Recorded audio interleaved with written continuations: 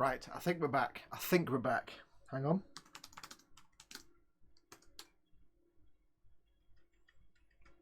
Ba-ba-dee-doo-doo-doo.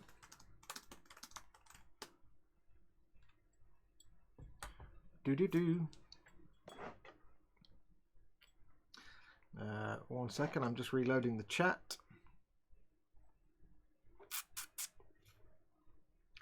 One moment, please. Live dashboard. Where is the chat? Let's get the chat open. Opening chat now, sir. Roger, Roger. Oh, God, I did a prequel quote, didn't I? God damn it.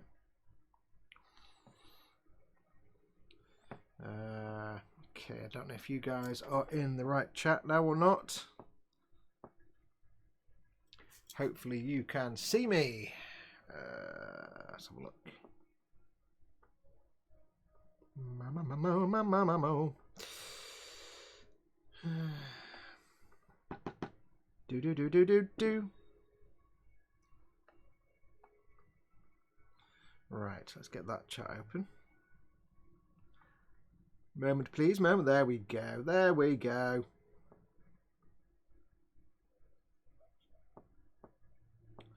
Right. Yes. Hang on. Let me just get everything up and running. Right. 1 second, chaps and chapesses. I think we are live. Question mark. Do. Hello, hello, says Aidan Jones. And Meg Paris has had to leave the old stream. I'm in this one. Hopefully you can hear and see me okay. Seems so. Yes, apologies. My computer just froze completely. I've dropped...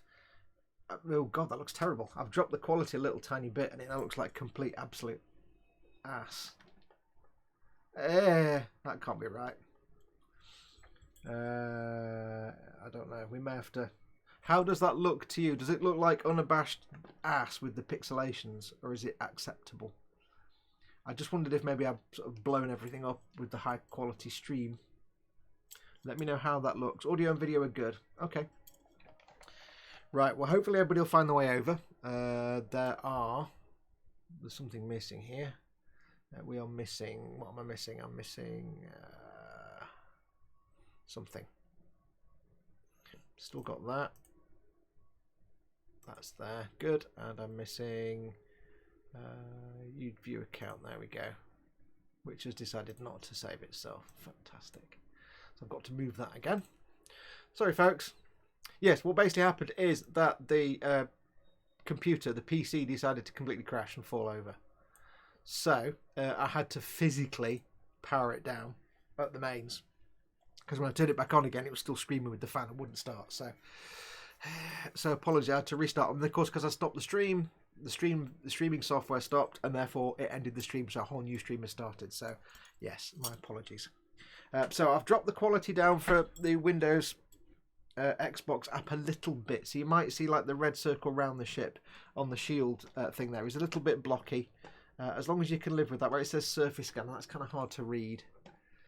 So I do apologise. I can pop it back up again, but in fact, yeah, I can't live with that. It's pretty bad.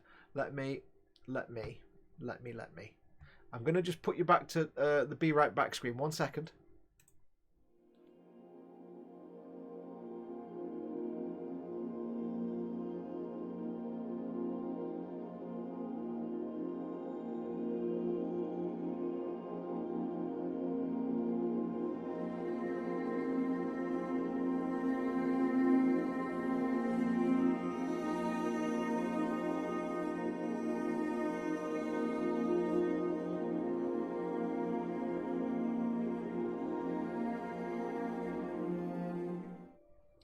Right, there we go. That should be a little bit better, hopefully. We'll see how it goes. It might have been just because I had this set to very high. I don't know. We'll find out. It's all testing. It's all testing. So welcome back, everybody. There's 13 of you watching now. I hope we get the rest of everybody back. I hope they do all come back. If one of you could do me a massive, massive favour and actually take the link from this video and post it into the Boom Hut, that would be brilliant, because then you can say, if you're watching the stream and it fell over, here's the new stream link. That would be brilliant. Thank you. Oh dear, the Orc Boy says it's very annoying when you haul in cargo, you get to your destination and find out you forgot to load it. Very inept. Perfectly inept. I got one of the, like, take this cargo to this place missions. And I was like, okay, brilliant. So I bought the cargo, put it in my cargo bay, I accepted the mission. It says you can't accept it because your cargo bay's full. It was one of those missions where they give you the cargo, and I'm like, oh, butts. So I had to set. That's why my current profit from selling and buying is like minus 116 credits. So yes. So apologies for that. That was most frustrating. But welcome back, everybody who's coming back. If, like I was saying before, though, I do have the software open so I can see what planets are in this system. So I can't see my streaming software. So if anything does fall over, please do let me know in chat straight away. Or, you know, if it falls over like fit 20, if it just like glitches for a second, that's fine. YouTube does that. But if it does fall over, or the audio goes, or the video stops, do let me know in chat straight away. And anybody who's got my mobile, if you know it, text me to let me know. Now, I was on my way to Nervia BC1, which is an Earth-like world in this system. The only Earth-like world and the only terraformable planet worth scanning. And it's only going to give me, apparently, well, 876,000 credits. That'll be all right. Yeah. Fox, what is your current Explorer rank? Explorer rank is Pathfinder. I'm Harmless Combat because I've destroyed 3... This is the best bit, right? This is the same ship I started the game with. I have been attacked with firing and shooting 3 times while I was doing sensitive data missions. And they interdicted me and tried to shoot me out the sky. But every time I got attacked and I'm like running away like a frightened schoolgirl because I've got shields and weapons made of paint. I'm like the Imperial Guard. I've got a flashlight and cardboard armour. Every time I got attacked, within a few shots, federal police turned up and started joining in and helping me out. So I managed to survive 3 attacks so far with combat. But there were other Sidewinders trying to attack me, so I had a bit of a chance. So I've got 2 kills to my name, which is 19% combat rank. Dealer, I've done some. I did lots of sort of data missions just to make some money and increase my reputation with the serious group. So that's that. And exploration is easy. My entire thing in this game is exploration, so it won't take me long. I will get to elite exploration fairly quickly. Combat, I probably won't ever get to elite. And trading, I might do eventually if I do enough astronomical data, but that'll be years.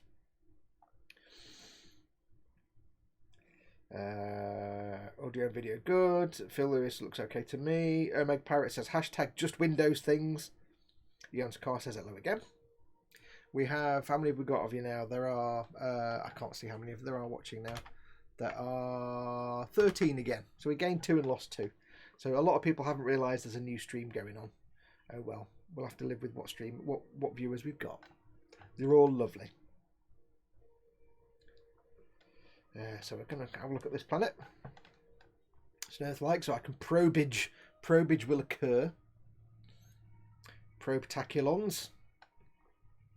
If it does crash again and everything falls over, don't panic. I will reboot and start again. And it'll be another new stream, unfortunately. So just go to my YouTube channel homepage and wait till the new stream pops up. And I will drop the quality down then to high. Run very high. I'll drop the quality down so the system doesn't crash again. But hopefully it won't crash again. But if it does, I'll just start a brand new stream. It will start a brand new stream, unfortunately. So there's no way around that. So we're going to probe this Earth-like world. There's no sound from the game. Oh, you're not hearing any music at all right now. If I do this, hang on. Are you not hearing that at all? Oh, hang on. I know why. Yep, sorry. There you go. You're getting game sound now. It's because all the settings I'd done on the streaming software didn't take because I had to reboot the computer. Oh, right, there we go. So you should hear. Hang on. Best sound in the game. Yeah, you should hear that now, hopefully. So there we go. Yes, when I start the stream, I have the desktop audio muted. Unfortunately, it reset it back to that. Right, now you know what time it is. It's time for... probing. Yes, we're going to give it a damn good Probe! Hope you're not wearing headphones. That might have blown your ears out. Probing time! Ooh, George Gabriel, there we go. Welcome back, George. Got him up on the big telly, got to do some chores. Oh, tell us what chores you've got to do, George.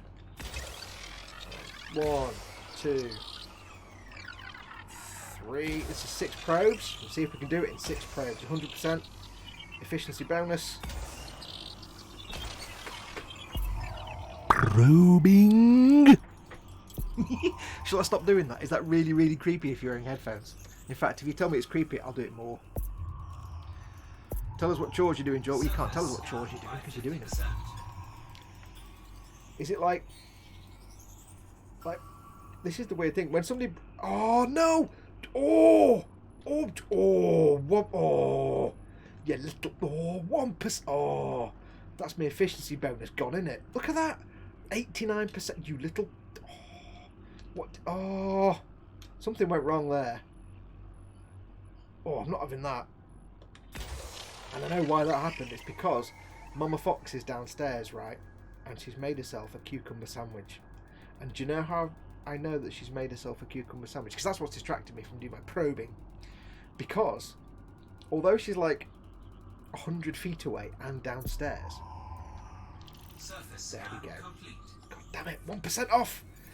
Although she's like 100 feet away and downstairs.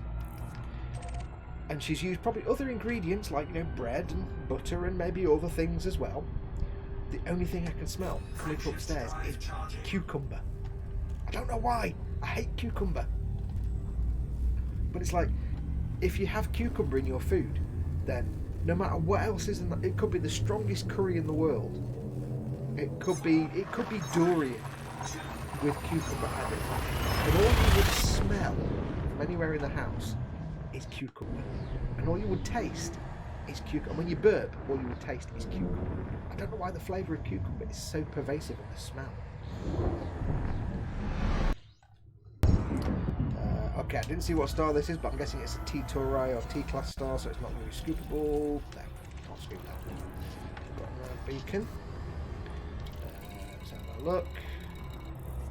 Beacon. Yes, there we go. Right, I shall just go back to my app so I can see what planets we've got. There's this navigation beacon. Oh, yeah, watch out, the big star there. You want to probe a star, that never ends well. George says about his chores, he says, general cleaning, vacuuming, brushing the dogs, tidying up the workbench for my New Year's resolution build. We've never actually seen a picture of your dogs, have we? We need to know all about your dogs, George. We need to have all your dogs revealed to the public, because dogs are awesome. Well, everybody else's dogs are awesome. Hello to the dogs. Hello to puppy dogs. I like puppy dogs. Cucumber is a great smell and flavour, says Omeg Pirate. No, it's horrible. It's like peas. Peas are horrible because they're just water in solid form. The cucumber's just water with the skin on it. It's horrible. I like it in... I don't mind if it's in something, like, you know, if it's a thing with cucumber as well. But like just a cucumber sandwich. Like, you could give me the strongest curry in a sandwich, and when I burp later on, all I would taste is cucumber. The strong curry bit would be ignored. How the heck can you smell cucumber, says Eon's car. It's a really strong smell. I don't know why, it just is. I can smell it from upstairs. You know, Mama Fox eats like a well, to quote the film, she eats like a bean and she's done. So she will have made like 2 slices of bread cut up, and I can still smell it. So she wouldn't have had much. All I can smell is cucumber. And I've got a blocked nose as well.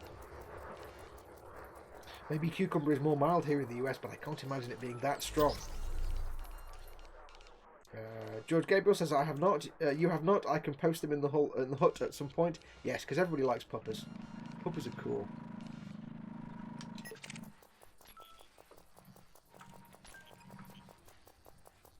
But to avoid Piegate scenarios, just make sure you put, Fox told me to post this, so shut up. Yeah, people know what I'm talking about. People in the hut, they know about Piegate.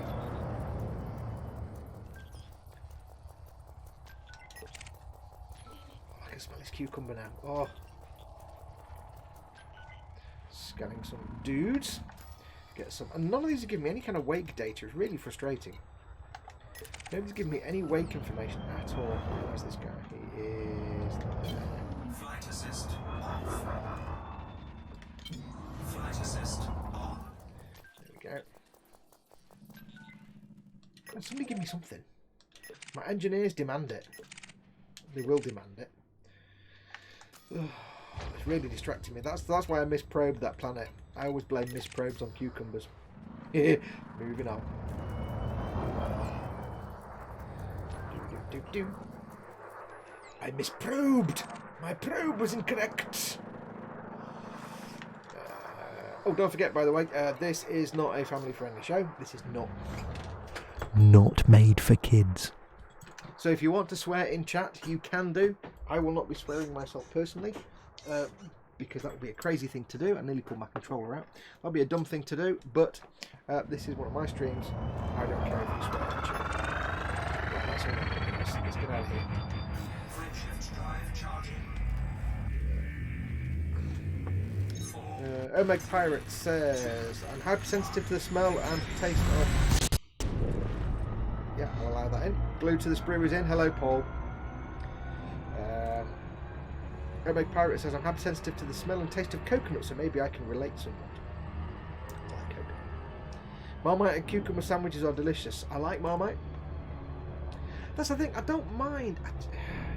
I don't mind cucumber when it's in something else, like it's part of a salad or anything. But when it's just cucumber on its own, yeah, no.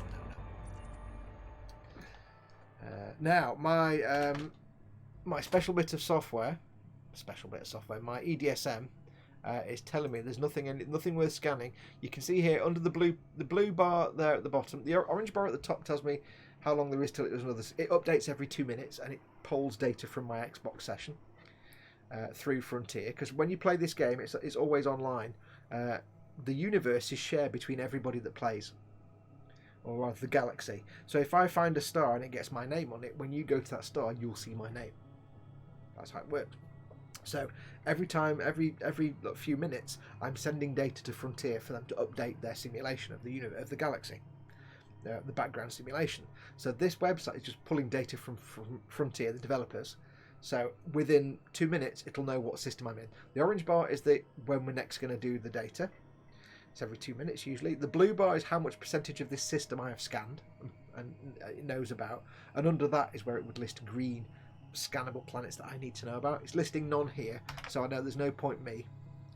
There's no point me going into this and having a look, because there's nothing there worth. There's nothing terraformable, so I can just go straight to. Oh, hang on, what was that there? I saw something. High-grade emissions. We'll have a bit of that. See if we can pick something up good in here.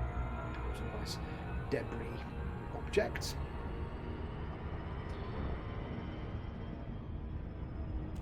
Yeah, glued to the sprue, who is Paul, at Team Inept, of course, says some rude words and then says dumb. And then Phil Lewis says, do you feel better now? Why are you signed in as glued to the sprue and not Team Inept?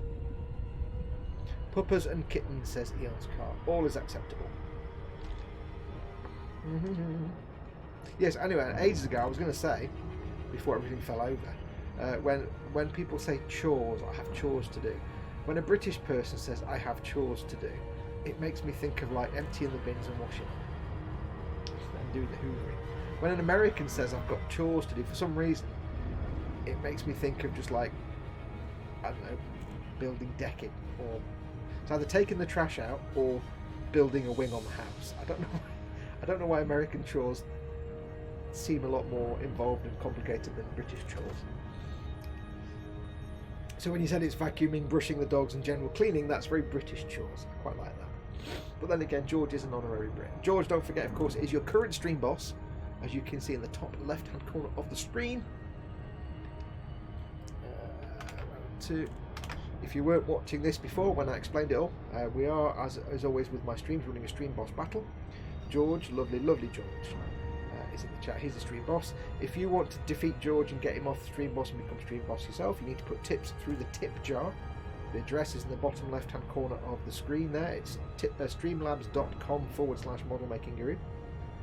when you put a tip into the tip jar, the more you put through as a tip, the more of his health comes off. If you get him to 0 with your tip, whether you put $1 and it knocks the last bit of health off, or you put more and it takes more, the more you put through, if you get him to 0, you will win all the money that has accumulated in that tip jar. It's a community game. You're building up a community pot of money. So you've got to play tactically. You don't want to little bang $500 in there and suddenly find you won, but you've now paid for your own models. And it varies, by the way. If we start trying to figure it out, I do vary the dollar to health point ratio every now and then. So yeah, go put your tips through. Streamlabs.com/model making guru. That's the tip jar. As little as much as you like. The more you put through, the more his health comes off. And if you become the stream boss, if you get him to 0, you win all the money in that pot, basically to spend at Games Workshop or Forge World, or if you're in the EU, you can spend it at Goblin Gaming if you prefer. You tell me what you want, and I order it for you.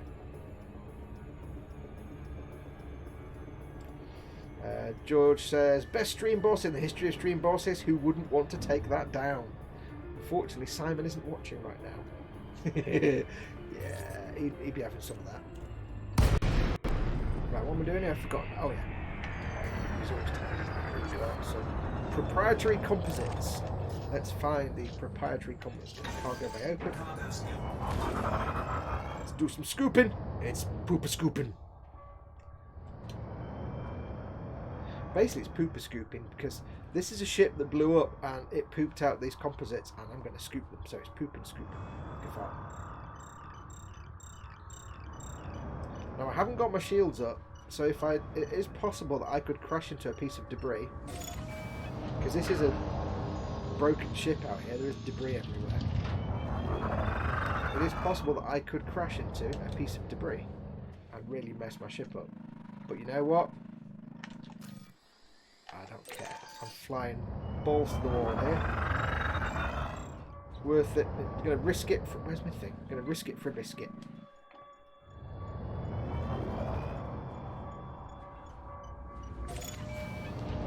Those. Flight assist off.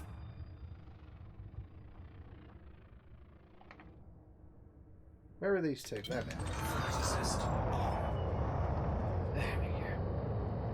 Carolina Roberto is in. Hello, Carolina. Welcome, welcome, welcome. Welcome to me not making stuff. Where's that one? Is that one nearer? That one's nearer. Sit back, relax. Have a good time in the chat. Listen to me waffle on about God knows what. Now, the whole point of these streams is obviously I'm playing this game, so that's fairly obvious. However, ideally, it would be more awesome if it wasn't just me talking about the game. Because once you've watched one or two of these, there's only so many times I'll be able to explain everything because everybody has watched it before anyway. So do feel free to give me stuff to talk about in chat. Absolutely feel free.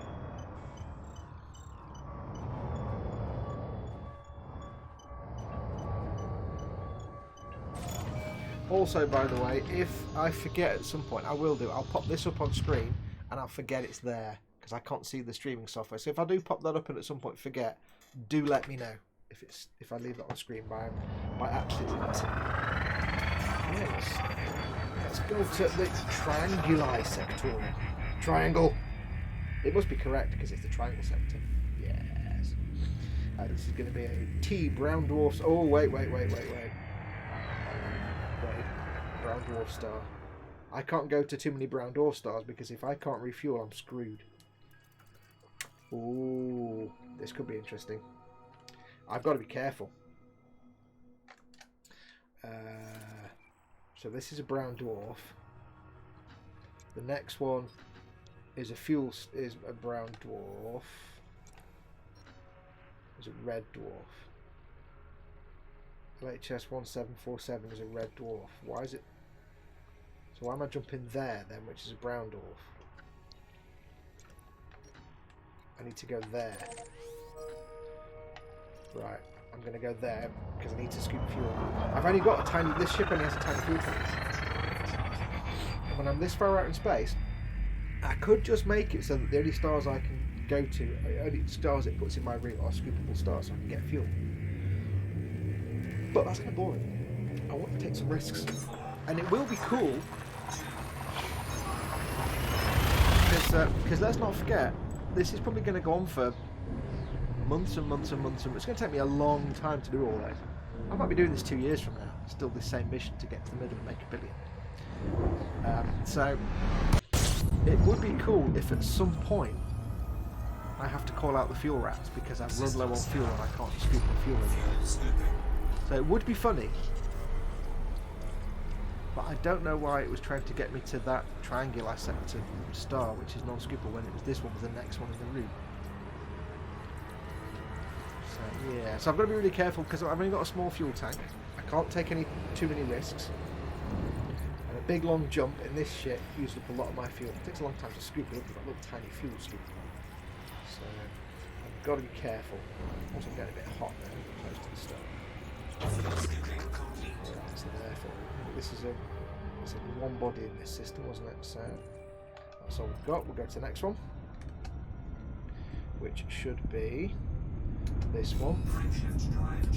This is a brown dwarf star, so it's completely remapped my entire route now.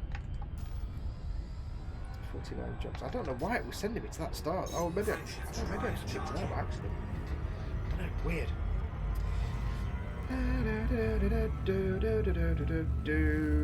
Chris Gross Model says, what did I miss? Did Fox break it? No, my computer froze and hunged.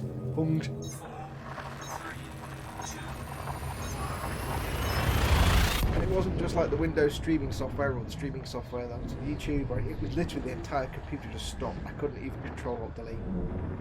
So something fell over. So what am I thinking? Can I scoop from this? No. System scan complete. Damn it. Right, so what's the next one? The next one's going to be... Oh god, it's another... I'm going to have to do some checking because the next one's a T-Tour I can't scoop from either. Right, what have I got set here?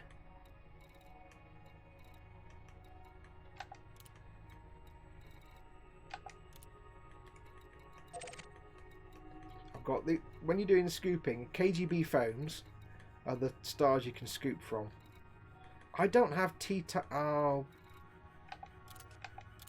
Okay. For some reason it was using all stars to plot the route, but it should be using only these, which are scoopable stars.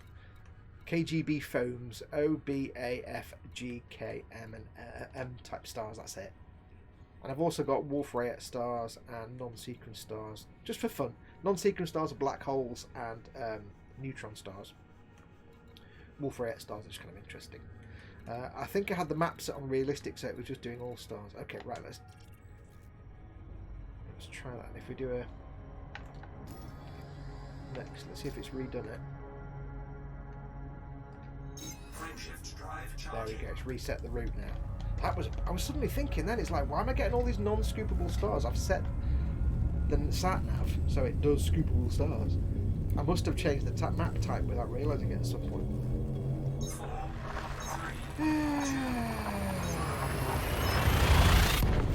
Yeah, so I didn't break it, Chris, it broke itself. But I was saying before, if it does fall over again, please let me know in chat straight away, because I don't know, I can't see the stream. All I can see is the big telly with the game on and some minutes. There we go, panic over back and scoop. Or Chris, if you're watching and it falls over, please just text me. Meg does ask me a question, but I'll get to that in a second. I wonder why I was getting so many T-Tour stars, because I can't scoop them. I didn't have them selected. Oh, I still have my honk going. There's 2 bodies in this system, so it's going to be 2 stars, I suspect. With a star on a planet. Okay. No nav beacon. No. There's never really a nav beacon if there's no planets, because nav beacons are just for like inhabited systems. Let's go to the next one. I'm going to do that. Nothing else to do here. We're going to Norn. Norn. This is G. Norn. Here we come. Omega Pirate says, any models coming out that excite you, Mod Making Guru?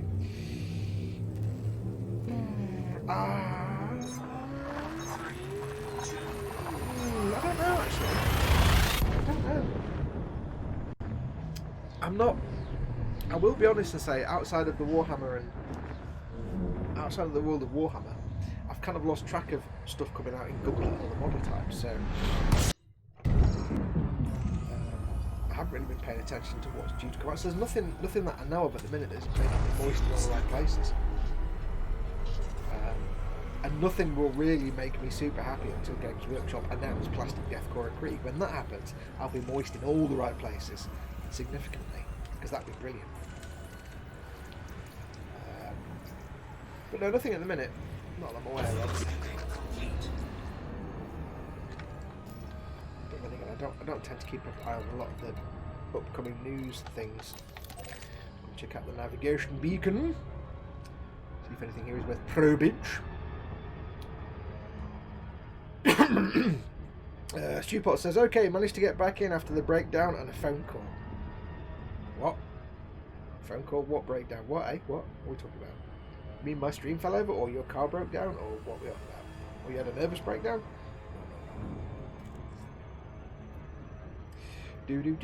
While we're doing this, don't forget, of course, there are many ways that you can support this channel if you would like to support this channel. I hate to do the pimpy stuff, but I need to because this is my living. If you'd like to support this channel and guarantee that I can keep making content, not just this, but obviously proper model making content, there are various ways you can do it. First of all, please like and subscribe and hit the notification bell. Like, because that helps my videos do better in the algorithm and goes into people's search lists. So liking always helps out massively, and it costs you nothing. Subscribe, don't need to explain that. And the notification bell, make sure you hover over the bell, keep it pressed down, and choose the all option, so you get all my updates. Every time I upload a stream or a video, you get a notification. That's all free of charge. If you would also like to help me, you can, of course, become a patron. Address is on the screen there in the bottom left, patreon.com/modelmakingguru.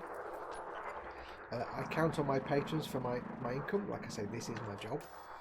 And my patrons very kindly give up their own hard-earned cash to help keep this channel going, so I love them very dearly. So do have a look. There's various, you can do as little or as much as you like. Oh, that went into hyperspace, I didn't get to scan it. So have a look and see if there's anything you'd like to help out. Of course, if you want to do something less direct, you can also support me. I do have an Amazon store. The address is in the description below the video. I've got one in the UK and one in the US. So if you need to buy something on Amazon, go and have a look at my Amazon store. If it's model making related, it's going to be in there. Have a look. Even if it's not model making related, you can ask me to put something in the store. I don't mind. If there's something you want that's not there, give me a shout. I can enter the store for you. But if you shop at that store, it really helps me out massively. So, last of all, the channel is supported by emodels.co.uk. They sponsor me directly. And of course, if you're into your tabletop gaming, Goblin Gaming, I have an affiliate link for them in the description below the video. Again, if you want to go to Goblin Gaming and get some stuff, don't just go to their website. Go to my affiliate link. I make a little bit of income every time you use that link. There's anything here I need to scan. I make a little bit of income every time you use that link, so do feel free to use that in the description below the video. They also offer 20% off at Games Workshop, Malifaux and Config 47. So go and check them out. Right, there's nothing in the system I need to scan, so we're going to make like an ice cube and scoot. I don't think that worked.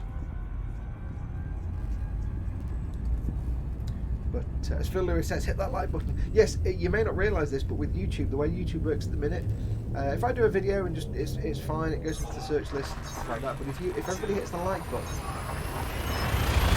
and you can do this with any channel you like, but if you always hit the like button on a video for one of your favourite channels, always hit the like button. The more likes a video gets, the better it does in search results, so that more people get to see it. Oh, twin star. That. It's a twin system. They have to be careful here because I've done this before, flown into a twin system I've been safe enough from one star, but too close to the other. It's all back on. Let's see how this goes. So yes, if always, if you're on a channel that if you like a channel, always do them the favour, big favour, cost you nothing, of hitting the like button. It helps your channel, that video, do better in search results, and then indirectly or directly helps that channel do better. And the more people that subscribe to a channel, the better for that channel and for people watching it. So do hit the like button. Look at that. Right, where's that sun gone now? Yes. I think we should get a photograph of this because it's beautiful. So what we're going to do is we're going to come out of frame shift. No. We're going to come out of frame shift. No. There, we're not in frame. Okay. Right, I'm going to go into... why am I not...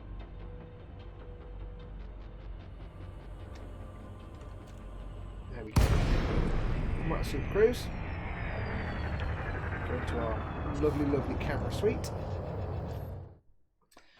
We're going to get ourselves a nice pose. I'm going to do a bit of that and a bit of that.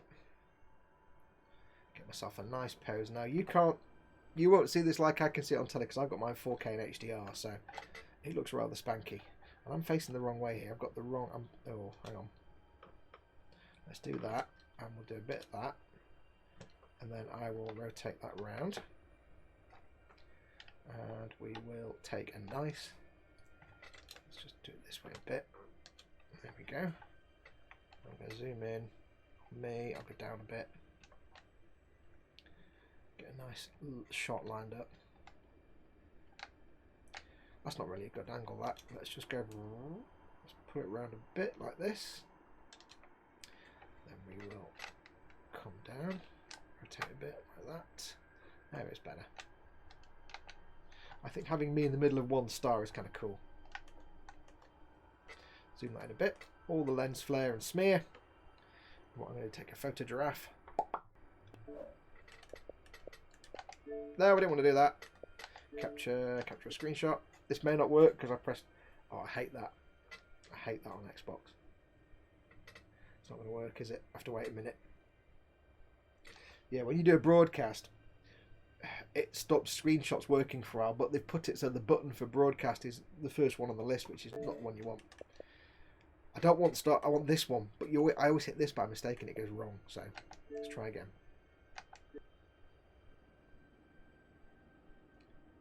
So you're going to capture it. Did I turn notifications off? I may have done. Let's find out. Nope. Oh, Microsoft. Come on. Got a lovely screenshot there. Oh, fudge. It's not going to let me do it. After all that farting about. Fines. Oh well. It was worth a try.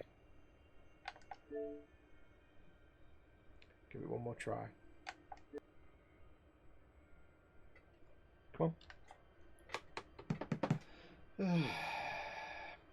It's not going to work. It's because I pressed the start stream thing first and it's just been a pain now. Alright, right, screw it. Never mind. That didn't work. Anyways, there'll be more chances for things like that. Move to the next system along. Which is here. There's nothing in this system apart from 4 stars.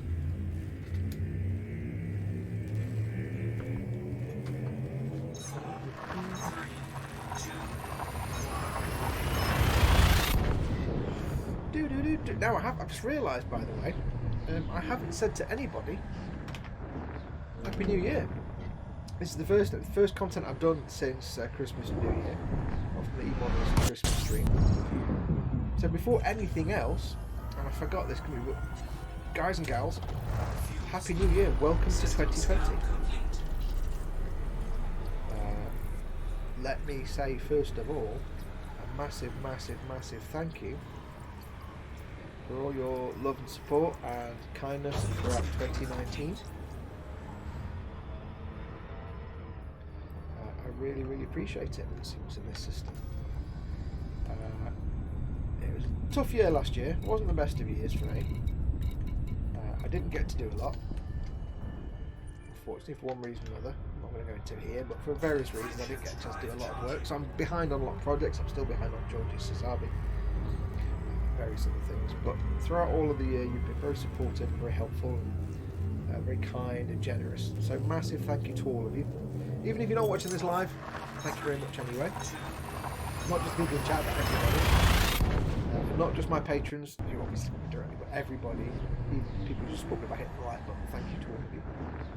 Here's hoping 2020 will be a bit more productive, hopefully. Scan and scoop. We'll see what this year brings. Fuel scooping. So I'm still massively behind on George Gabriel.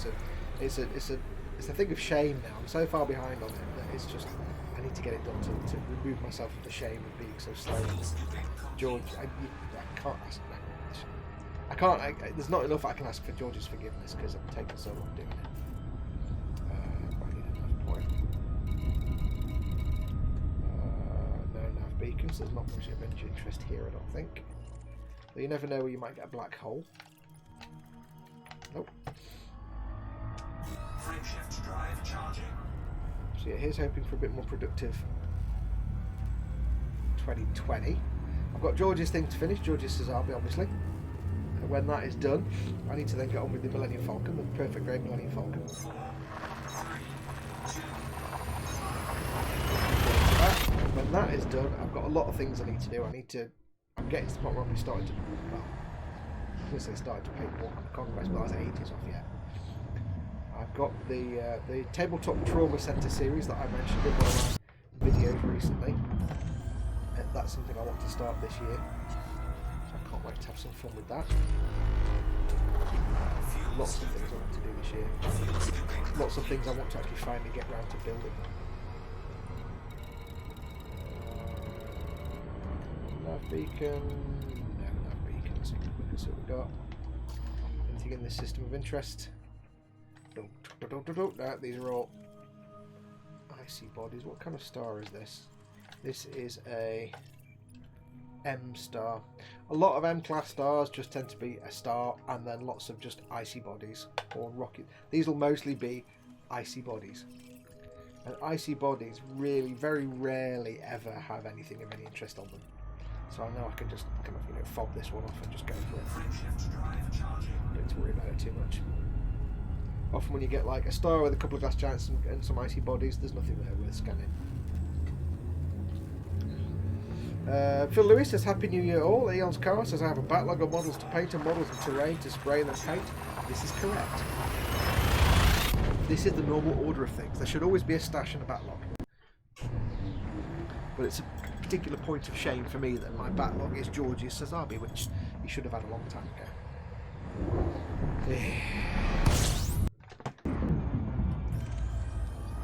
But at least he knows he's getting 100% effort from me anyway.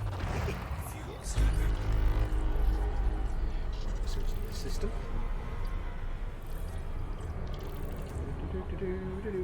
Got belt clusters, that's promising. Might have some other planets back on that beacon. Might be something interesting here. You never know. Yeah, it's got some outposts. There we go. Lovely. That's not what, yeah, it's there we go. We'll go and find this nav beacon, have a look. See what we have. I need to actually at some point land and do some mining for resources. Well, not mining, but I need to do some resource gathering. Unfortunately, this little tiny Sidewinder, I don't think mining's an option in this ship because it's too small to carry all the equipment needed for mining. There's not enough slots to fill, so I'm going to have to rely on taking my SRV down to planets and shooting things to get the resources. So we shall see. Stewpot says, so an open question as I am a new modeler, well, haven't actually started yet, but is an ultrasonic cleaner advisable for my spray guns? Nah, I won't worry about it. If your airbrush, for a start, if your airbrush is a trigger airbrush, you can't sink that thing into the water anyway, because it's a nightmare, so I wouldn't bother. A lot of people swear by ultrasonic cleaners, and they certainly don't do any harm, but They're not the massive time saver you think. I've got ultrasonic cleaner, and I threw it away in the end. The idea is it's supposed to use ultrasonic vibrations to get all the paint out your airbrush. But you know what? If it's got to the point where you need to do that, then you're not cleaning your airbrush properly anyway. It's just as easy to be in the habit of just properly cleaning your airbrush after use. Save yourself the 15, 20 quid. They're not. There's no harm in having them. It's I don't know. It's not something you need. Because when you use your airbrush, the simple thing is just keep it clean. Keep it clean, Boston. Flight assist off. Flight assist on. You know, when you're using your airbrush, when you finish spraying for the day, I've done it already. When you finish spraying for the day, do a quick tear down and clean it out properly. It'll take you 5 minutes, 10 minutes. And when I say a quick tear down, it sounds really scary when you say that. There is a video on my channel, but I forget what it's called now. It's in there somewhere. I think it's in the how-to section. It might be. I really can't remember. All it involves, depending on the airbrush, of course, all it really involves is you finish for the day. Give it a good rinse out and spray with your airbrush cleaner of choice. Take the back end off. Pop the crown and crown cap off. Very gently remove the nozzle using the nozzle tool. Nozzle tool! Then push the needle out through the front. Never pull the needle out from the back. Push it out through the front. That's why you take the nozzle off first. Push the needle out through the front. Then clean it through. Get yourself some airbrush cleaning brushes. Give it a good clean in the paint pot if it's not detachable. In the barrel where the needle goes. In the front of the airbrush. And all that kind of stuff with your airbrush cleaning brushes. Clean off any paint on the needle with a cotton bud and some either isopropyl alcohol or airbrush cleaner. And just clean everything out. Some cotton buds. All you need is some cotton buds, some airbrush cleaner, and some airbrush cleaning brushes. It'll take 5 minutes. You'll get dead used to it. You'll get used to it really quickly. It keeps it clean. And you know, once a month you might want to get even more hardcore. If it's a solvent-safe brush, you can use things like isopropyl alcohol to clean it out. If it's not a solvent-safe brush, there's nothing here worth scanning. If it's not a solvent-safe brush, you don't want to do that because that might damage your valves and stuff. But yeah, just give it a proper clean. I mean, if you're going to be using it for a few days, if you're going to be using it day after day, like say you're going to be painting 3 or 4 days out of a week, then you don't do that every day. You can just make sure it's cleaned out like you do a colour change. At the end of your painting session, make sure it's colour changed, there's no paint coming out when you spray, which is just flushing out the airbrush with the cleaning fluid until no paint colour comes out. And then the next day just carry on. And then when you're finished for that, if you're saying painting for a few days, when you finish the few days of painting, you can then do a proper strip down. As long as at the end of your painting period, whether that's a day or a few days, you strip it down a little bit and do a proper thorough clean out, that will keep your airbrush clean. You won't need ultrasonic cleaner and that kind of stuff. There's no harm in having ultrasonic cleaner, it's just kind of overkill. It's just kind of... You don't need to do it. If you're looking after the airbrush, if you're using the airbrush properly, you won't need to worry about it. What we're doing? Compromised navigation beacon. Now there could be pirates here. This is a compromised beacon, so this could go horribly wrong. But I've got nothing of any value that anybody would be interested in, so they're not gonna. They might scan me, but they're not going to attack me. Think of an ultrasonic cleaner. It's like putting hand grips on your steering wheel. You don't need hand grips on the steering wheel. That's what the steering wheel is designed to be, hand grips. Like I said, there's no harm if you've got one anyway, then feel free. The only thing I would say is if you have got one anyway, then yes, you can dunk your airbrush in it, but airbrushes aren't really meant to be dunked into water. When you do it, don't forget when you do that in an ultrasonic cleaner, you're also cleaning out any lubrication that's in there. So yeah, they're not supposed to be submerged, so it's not going to do any harm, but there's no point. Hand grips on the steering wheel. Don't you need to scan FSD wakes? Yes, Phil, you do, but I don't have an FSD wake scanner. Not yet, and I didn't want to add extra stuff to drop my weight down on my jump range even more. I will at some point need to scan wakes. I'm very glad you reminded me of that because I completely forgot. Yeah. There's the code. Compromised beacon. But what I'll probably do is wait till I get back to civilization. Wait till I get back to civilization. Hello. Don't mind me. Just barrel on through. I'll just get out the way, shall I? Spunky. Yeah, I'll probably get back to civilization. Or maybe on the way back I'll pick up a wake scanner. For obviously those of you who don't know what that means, when I go into Super Cruise, you know when it says frame shift drive charging and then you get all the swooshy lights and I go into Super Cruise around the star system. I go into frame shift, I'm activating the frame shift drive and go into Super Cruise. And what you can do is you can scan the wake I leave behind, or other people leave behind, to get data that again is a resource that the engineers can use. So like for example, to upgrade my frame shift drive to a certain point, I might need to scan 50 frame shift wakes. Now I need a specific piece of equipment to do that, to scan frame shift wakes. I think it's going to kick off it, because it's going to fly around in circles and take it out. There might be fighting going on in a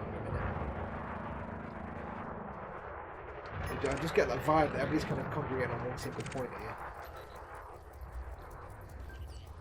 We're going to get some fighting? No. I'm going to get out of here anyway, because I don't quite like being here. So I'm going to go into frame shift now. There's two types. There's Super Cruise, which is travelling at multiples of the speed of light within a star system.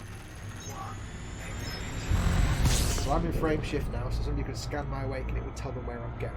Or then there's hyper jump, which is still using your frame shift drive, but it's going between stars in seconds. Anything in here worth anything? What's that? That's a boring. Not tell me that's worth anything. No, there's nothing here worth scanning. Move on to the next system. Remember, I'm checking my Elite Dangerous star map to tell me if there's anything worth scanning, so I'll know quickly. I need to get past this star first of all. But again, like I was saying at the start, at the moment, because I'm just doing a little bit of exploration while I'm doing this, it's a question of I need the best. It's going to be too hot. If I go to jump there, I'm going to overheat. I need to get my best jump range I can at this tiny little ship, so I've got to keep my weight down. Because I've got heat sinks, which adds some weight. I didn't want to add a wake scanner. What I might do, like I said before, is when I get back to civilized space,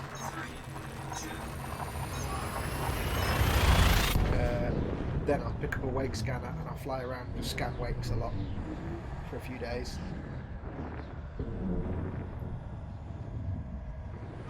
Because when I get back to like the main hub of planets and stars, I've only got to jump like 10-15 light years to each star, whereas right now I need to be able to do long jumps and I can't do that because I've got too much weight, so I couldn't have that at the moment. So yeah, it's not ideal.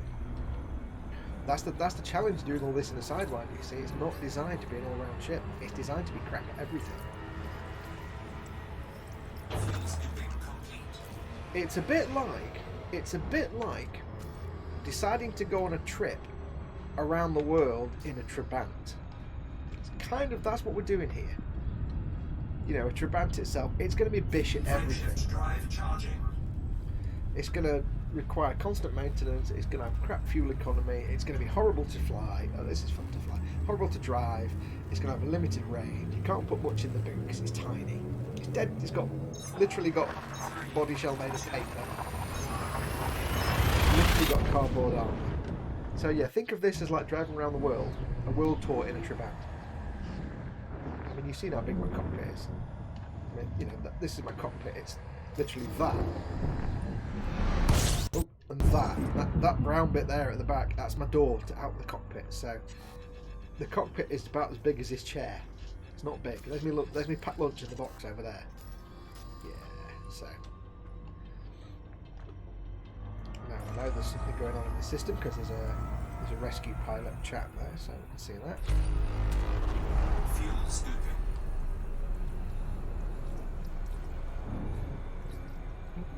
Pay attention to Fuel this. scooping complete. There's a lot of limitations, so I've got to be really...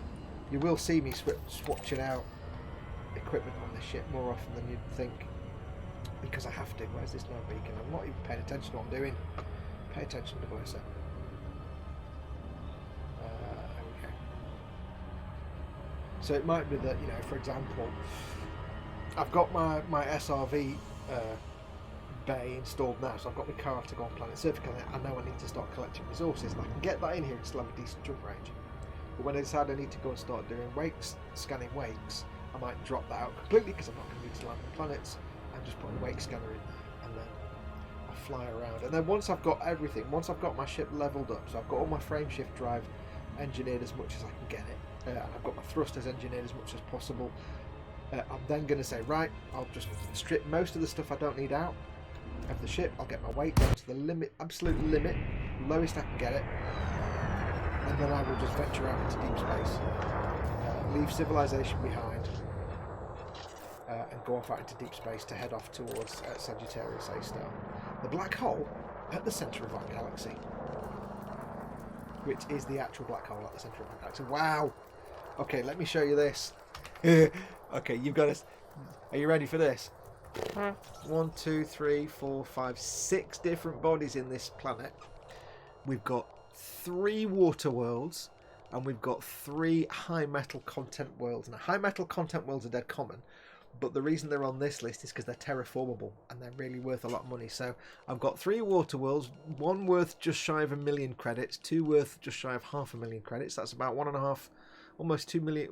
Yeah, about 1.3 million credits, and I've got 3 high metals worth about 500,000 credits each. Welcome to the system we're going to be in for the next few minutes. You're about to see some epic Probing. much probing is about to happen. Much probing. I've got all my probes hot and ready. I won't say that ever again. Right, frame shift. So we've got A5, A7, A6, A8 and A9. So 5, 6, 7, 8 and 9. And then we have CD1, which is a high metal content. 5, 6, 7, 8, 9. Okay. 3, 2, 1. Engage. So what I need to do is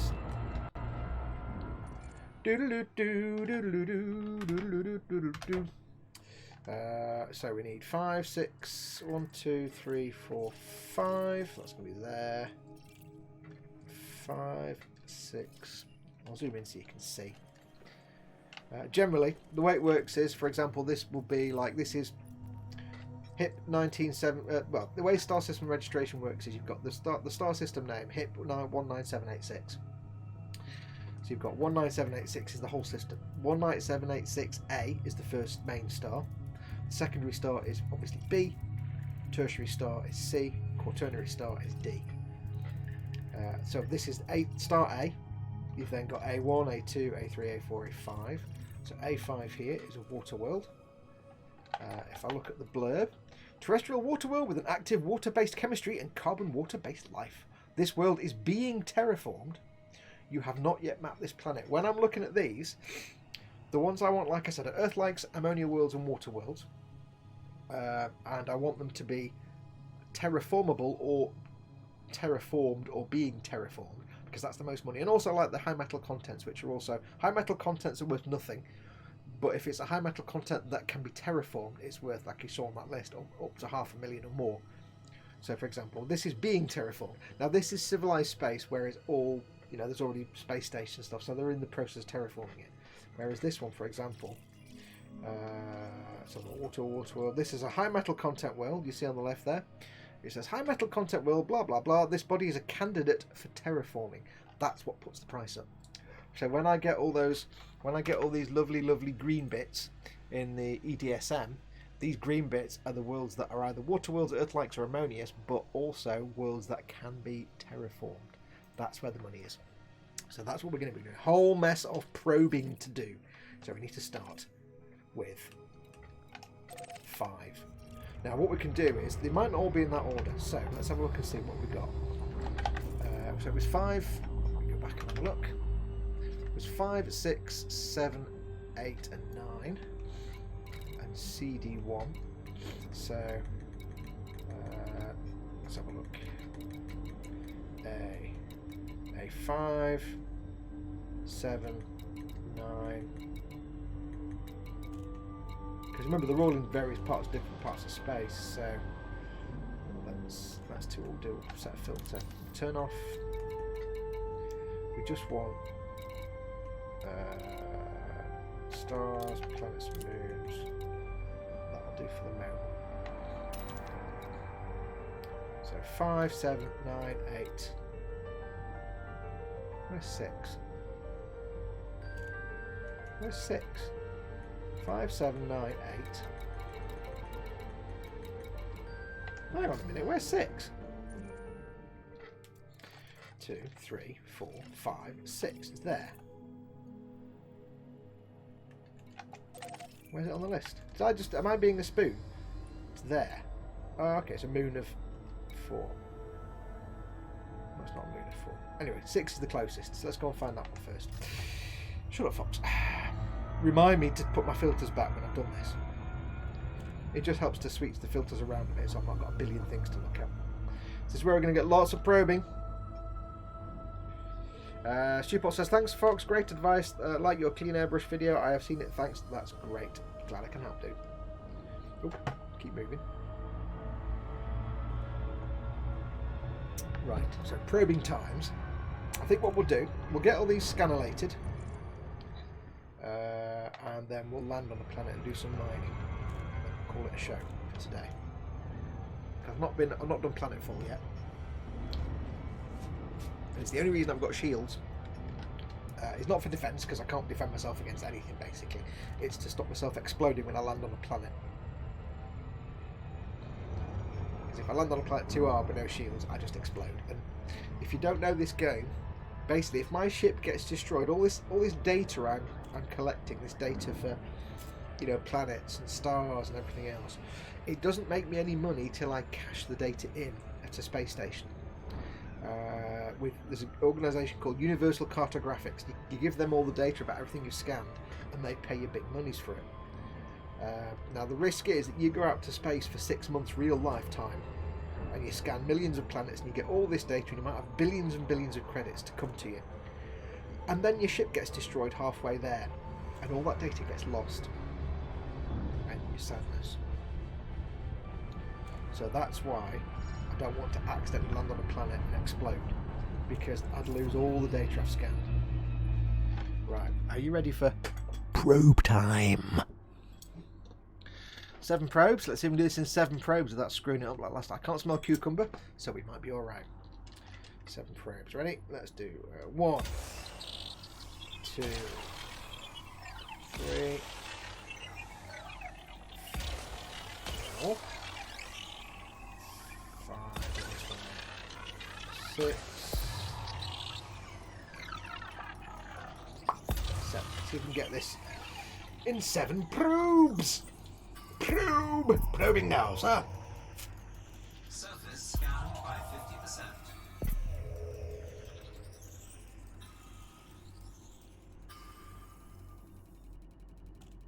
Probe, says Chris. Chris says Surface Probe. There we go. Did I not get a... system scan complete. Did I not get a... Meh. Did I not get a bonus for... Oh. I didn't notice if it gave me a... I don't think it did. Oh, fudge. Stewpot says, can I also say, if you look at your cockpit again, I have the joystick and throttle your pilot has in his hands. You don't have to use the keyboard or mouse. Yes, I'm currently using a HOTAS setup. I'm not using a keyboard or mouse at all. I'm on Xbox. So, now if you're on PlayStation, I think there's a number of different ones you can use. I do recommend, if you want to play this game, do not play it... Let me just make sure I'm not going to crash into this planet. Do not play it with a control... with a gaming pad, with a gamepad. Do not play it with a gamepad. It's just hell. It's ass. It's not even worth trying. If you try this game on a normal controller, you'll hate the game, and you're going to play again. If you can play it on keyboard and mouse, but you'll have a billion different things to control. So I would recommend, if you really want to get into the game, get yourself a HOTAS stick, which mirrors what this guy's down here. So I've got these controls here. You can see there, I've got my stick on the right hand side, which is moving the stick there. I'm actually doing that, by the way. And on this side, I've got my throttle, which is me. You can hear me doing it. That's me wiggling my throttle back and forth, although it doesn't go backwards for some reason. So playing it with a HOTAS stick, which is that and that, or rather that bit, makes this game a billion times easier. Trust me on that. Trust me on that. Right, I have to now do, that was, which one was that one? That was 6, so what's the next one along? We've got 6, 7, 8, 9, 5, 6, 7, 8, 9, so we've done 6, so we've got 5, that's the next one. Let's go do some more probing! This is a water world, it's a world made of water and Kevin Costner, dear God. I think I've seen Waterworld once, I think it was complete garbage, but I don't remember it much, so it must have been here.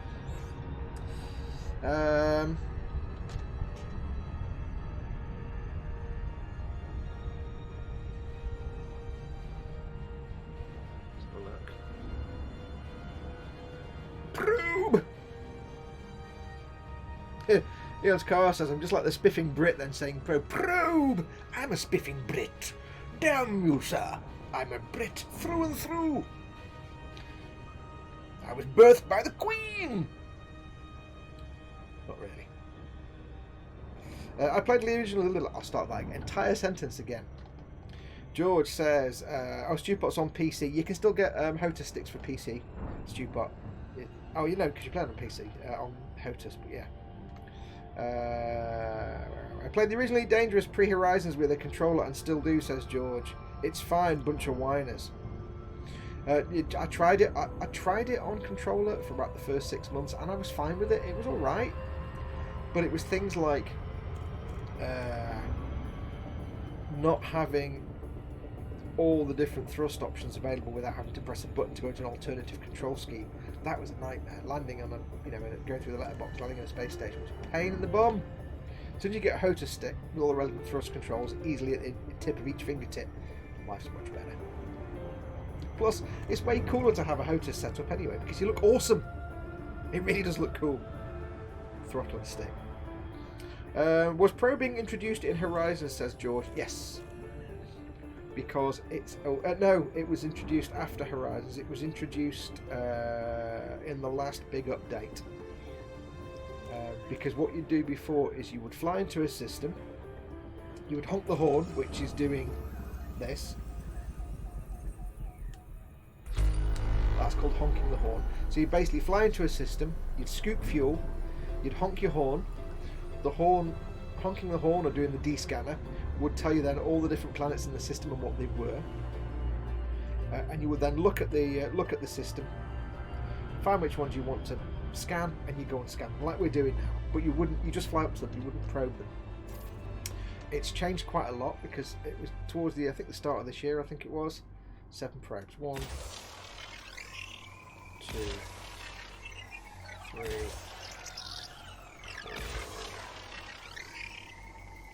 5, 6,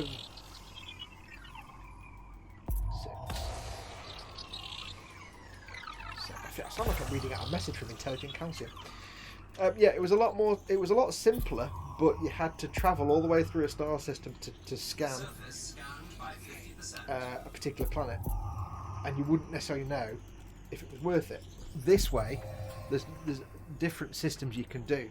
I mean, there's no real point explaining how it used to be if you'd never seen the old system. But in the old days, you couldn't do, for example, you couldn't do this, which is the big system scan where you go through. I'm not doing it here because it's a civilized system, but in deep space, you go through and you check each planet and you see what they all are.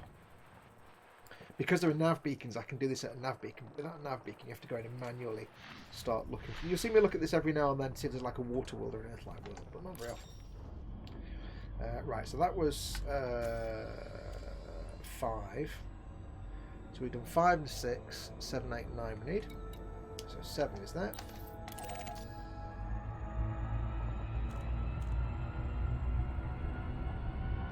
I think this is the one we've not done yet. Is it? We've done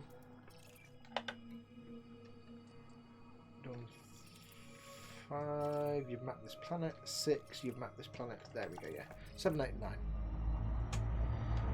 Yeah, there's no point explaining how it used to work if you've played it the old way.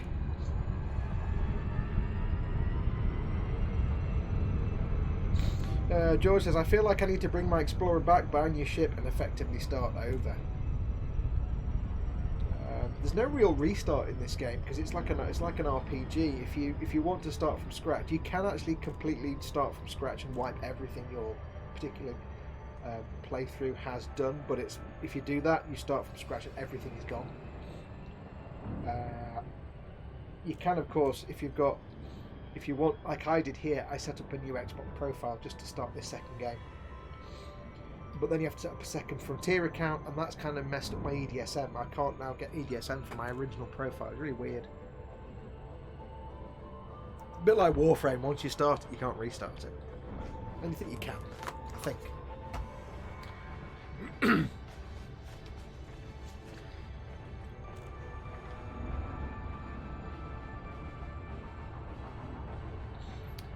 I'll talk again in a minute. I just need to keep an eye on this so I don't go over.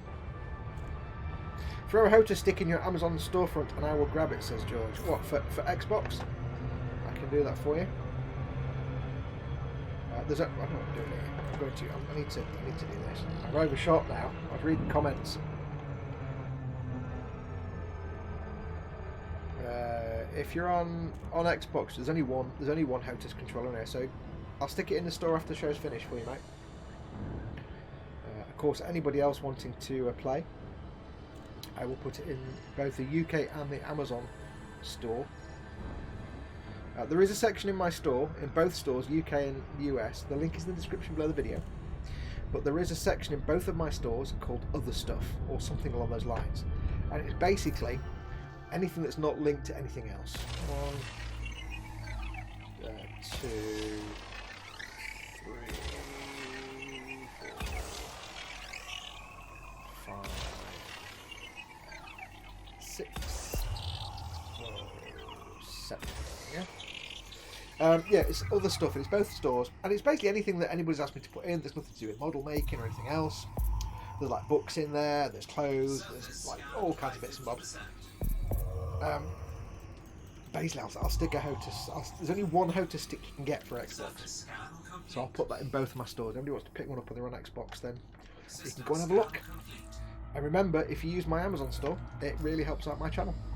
7, 8, 9. So we've done 7. We need 8 and 9. But the trick is with exploration.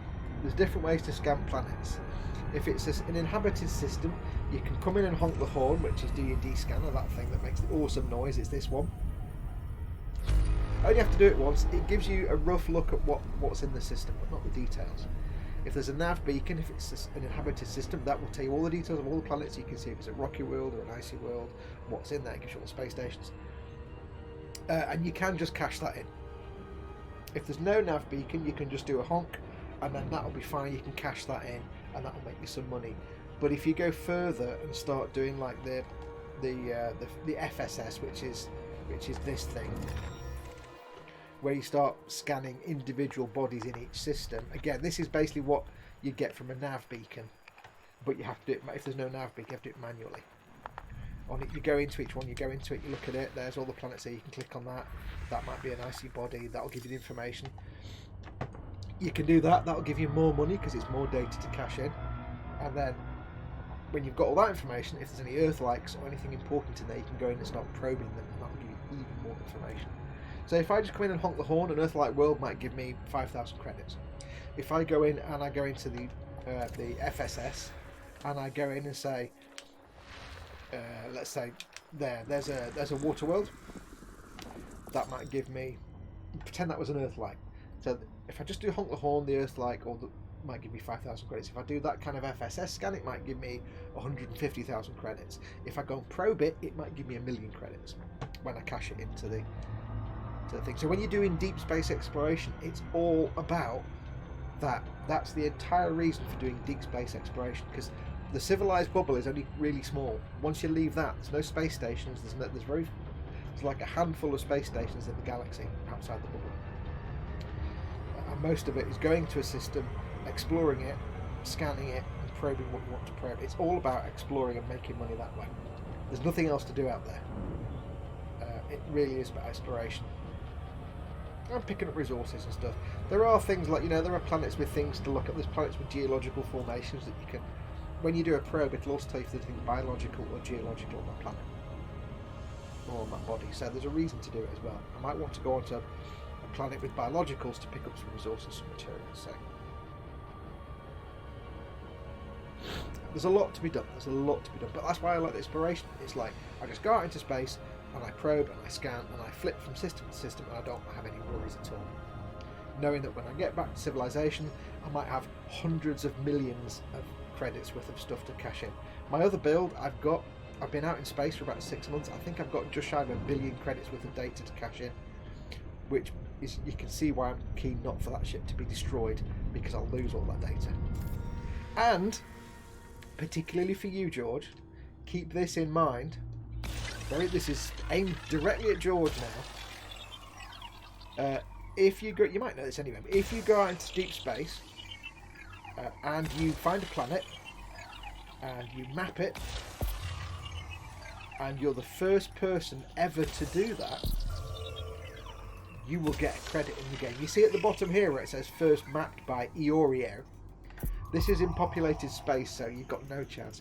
If you go out into the deep depths of space, there's 400 billion star systems. 0.004% of them have been mapped. If you're the first person to map a planet or a star or a system, and you get that information back to Universal Cartographics, your name goes on it, and it will be on it for as long as this game exists. So, and you get more money as well. So that first mapped by, first discovered by George, yeah, you'll like that. That'll appeal to you. That will. That was 8. I've got 9 to do. I think. Is that the last one now? Let's have a look. Just double check. I feel like I need. Hang on. Nastro says, Stew pot, paper towel, an old brush, and some airbrush cleaning brushes for less than a fiver is all you need to clean your airbrush, mate. Yep, exactly. One thing I would advise, and I learnt this from Dave Barker, an even easier way. That's that one. I want 5, 6, 7, 8. There's only that one left. Yeah, an even easier time saver. Instead of using paper towels to clean your airbrush, if you're in the UK, go and get some Johnson's baby wipes. A pack of Johnson's baby wipes. They're like got very mild alcohol infusion in them, and they're great for just cleaning the paint cup and everything else. But they don't shed fibres like tissue does. Because I've cleaned out an airbrush before now, and it's got fibres stuck in there from the tissue that I've used or the paper towel. So get yourself some Johnson's baby wipes. Dave Barker put me onto that. I'm like, that's genius. And then Mama Fox for some reason bought like a pack of 30 packs of baby wipes. Whoop! Don't crash into that planet. Too fast. I wasn't paying attention. It's your fault, Chris. There you go. Yeah, Johnson's baby wipes. George says, I've only played the old days when the Explorer was the best ship you could get for science. Science! Chris is laughing because I overshot and I was taking the mickey. Yeah, but Chris, you're not doing a live stream when you overshoot. You're just flying. I'm trying to do the talking as well. The Aspect Explorer was... I mean, it still is, like, I'd say it's the second best ship for exploration. Until you can afford the Crate Mark II. Don't get the Crate Phantom. It's not a good. It's the Crate Mark II. Has the best jump range and number of available slots for exploration. But until you can afford one, the Aspect Explorer is absolutely your best bet. It's got almost as good jump range. In fact, it's got a slightly better jump range, but it's not got as many slots. And the crate is also, you can also tool the crate up nicely with weapons and everything else if you need it. System scan complete. So the ASP is brilliant, but I did find with the ASP Explorer, I was having to. Remember before I was saying you've got a power budget down at the bottom here. It's got output 100%. You can't see it. It says usage 58%. On the crate, I can have everything I need. I can have an SRV bay, weapons, shields, power distributors, everything I want, and it's all nice. With the Asp Explorer, I had to have a few things turned off because I didn't quite have the power. Even with the top-rated power pack, didn't have enough power to run all the weapons, all the shields, and everything else. So I had to manage stuff, and it was a bit more of a managing. The crate was just like everything plugs in. There you go, done fine, no problem. Frameshift drive charging. Came back at just the right time, says Chris. Yes, Paul Di Tommaso is in. Hello, Paul. Welcome, welcome. Oh no, hang on. I know what I was going to do. I wasn't going to jump. I was going to. I'm going to make myself a liar then. Where am I? I need to get to Electric Avenue, and then we'll take it higher. I need to. Don't want asteroid clusters. Settlement stations. Points of interest. Signal sources. System. There we go. Don't need systems. I've got it set so it's just showing me the system I'm in. I don't need to see other systems at the moment. So, we want to go on land. So let's go and find a planet with landfall. The nearest one is HIP 19786A1. Let's go land some shizzle. So I want to put my shield. I want to have my shield on. I've not got a super powerful shield. I could have had a much better shield. I could have had a 1A class shield, but that weighed more and put more weight on and reduced my jump range, so I didn't want that. I want power distributor. There we go. I love the animation on these shields because they come out, they turn on so fast. Shields. How fast was that? Because only little. On the ones on my crate, it takes like a minute to go through that sequence. So I've got shields. Don't need my cargo hatch. I'll turn that off. I'll turn on my planetary vehicle hangar. Don't need my weapons. Thrusters I need. So all I'm worried about at the moment is having my shields on. And I've got my pips on here. You can see them moving here in the bottom right corner. I've got my pips on so I can put maximum power into shields when I come to land. Because let's have a look at the G on this planet. Because I forgot to check that. It is rated as 0.6 G. That's fine, I can do that. Let's go land on a planet and drive around and steal things. Yes. Give it a good, jolly good probing, and jolly good probing as well, I think. How's things, Paul? How you doing? Are you at work at factory?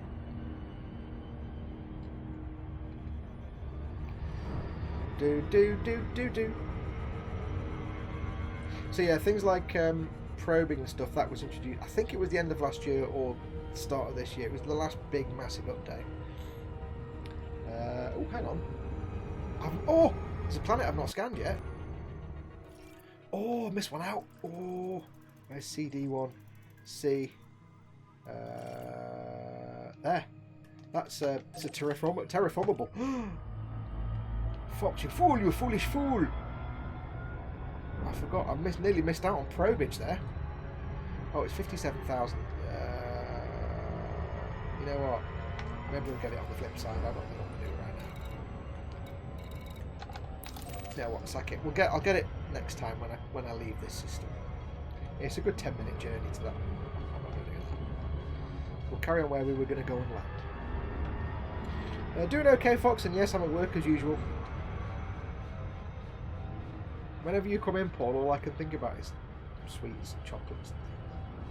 Nom, nom, nom. It seems correct to think about such things.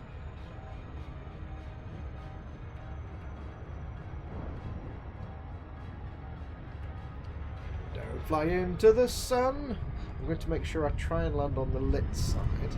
So I need to kind of go around the back of it, because if I land here, it's going to be on the maybe on the Terminator line where it goes into night time, and it's boring because all you see is blackness. What I want to do is fly past it, but catch it going towards the sun, then I can fly up over the horizon.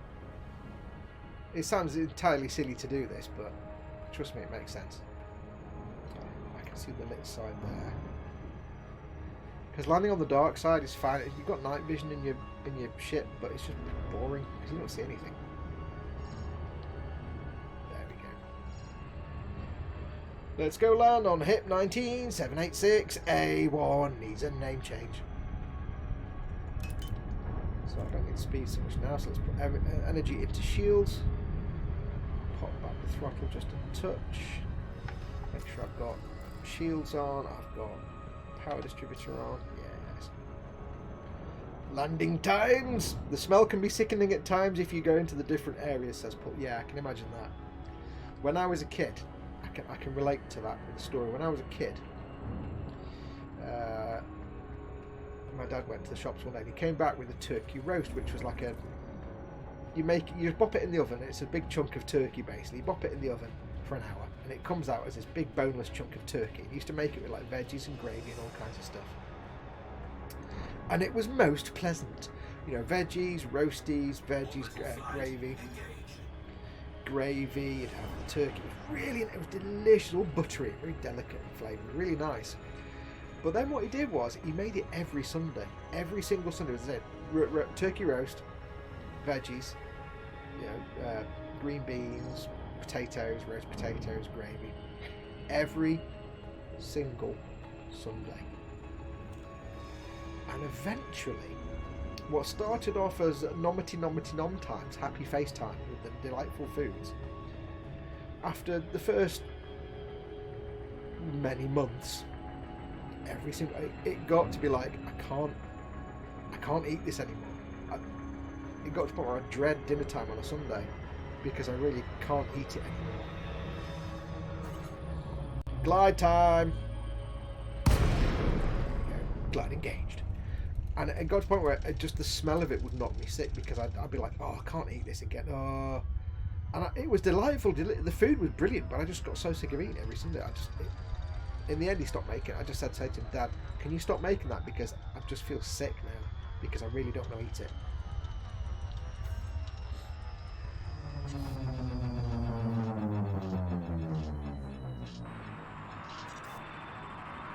Also, I have to tell you that whatever ship you're flying, that sort of glide complete sound when you come out of glide and go back into control flight is the best sound in the entire game. That kind of, it's great. I love it. Do a boost, see how quickly I can crash into the surface. Hopefully not too fast. Go at 1 kilometre. You can't really see because the blur, the little head-up display is orange. But the gravity is 0.6%, 0.6 gravity. We're about 1.1 kilometres. Coming in for a nice landing. Ladies and gentlemen, please fasten your seatbelts. We're coming into land now on this unknown world. Throttling back a little bit. You can see my throttle going up and down there in the middle.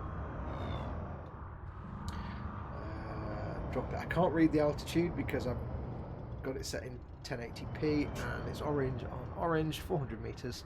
Going to drop landing gear shortly. And we're going to drop landing gear.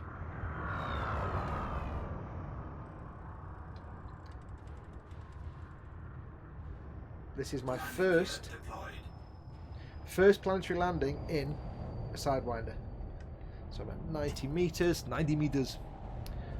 Vertical thrust now, vertical thrust, 50 metres, 40, 30, 20, 10. Butter. There you go, landed. Woo, that was good. My first ever landing in a Sidewindy. Yay!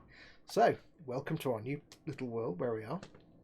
So what I'm going to do, I'm going to pop out the old SRV. Well, what I'm going to do first, what time are we on? We've got half an hour.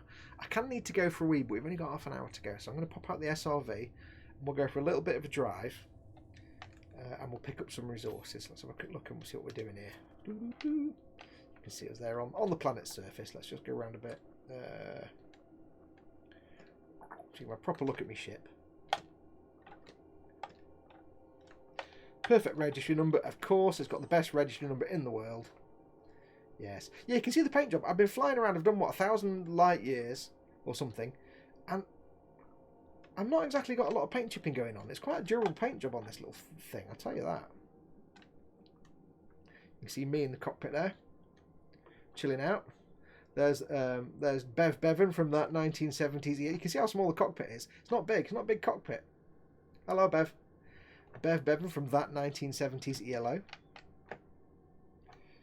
We'll go down a bit. I'll get a nice little... I'm going to take a photograph of this and see if it works, because it's the first time I've landed somewhere. So it's my first actual planetary landing. Can I get the horizon in? There we go. Zoom out a little bit. Do a little bit. First planetary landing of the Squishywidge ever. I mean, I've landed on habited planets with space stations, but my first actual landing on the dirt. I need to get a proper... Let's just get a good picture there. We'll just get a nice... Do-do-do, a little bit of popping, you can see there. That'll do. No, maybe not. Hang on. I'm being picky now with the reflections. Makes for fascinating watching, looking at me setting up photographs. Do it at an angle there, so it's not picking that reflection of the sun. There you go. Makes me look like I've landed at a funky angle. Near enough. Right, let's get a screenshot of that. My first planetary landing. Capture, see if this works. Please work. Come on. Don't mess me about. It's not going to work, is it? I don't know why it's suddenly not working. It's most annoying. Huh. I don't know why it's not working. Oh well, what I can do is print screen on my computer. There you go. I've done print screen on my telly now. That might be a way of having it. It should actually capture that, but I don't know why it's not.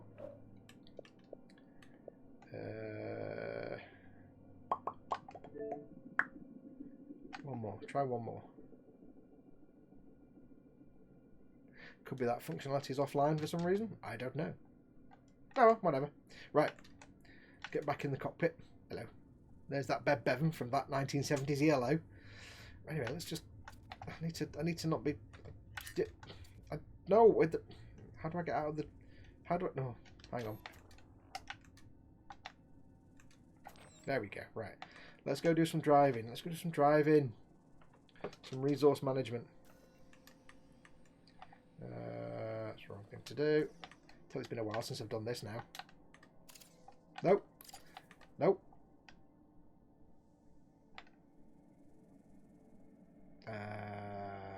What am I doing wrong here? Have I not mapped this? No. My brain's not working. There we go. It's been a while since I've forgotten all the buttons. Let's go for a little drive.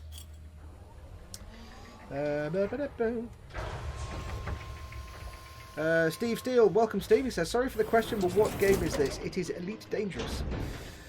It looks like nice, looks like something I'd love, says Steve. If you like this kind of nonsense, then you would. Right, so let's have a look and see. Let's go collect some resources. I'm going to take a risk. In fact, no, I need to go back in the ship first. Right, let me go back. You can see how small my ship is. It's not that big. Right, let me just go back in the ship for a second.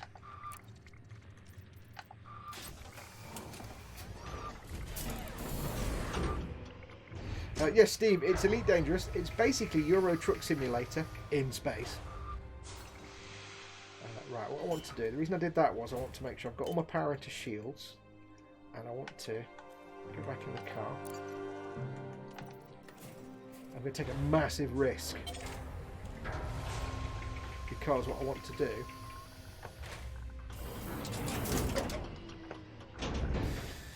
so you can see my ship is my ship's not that big.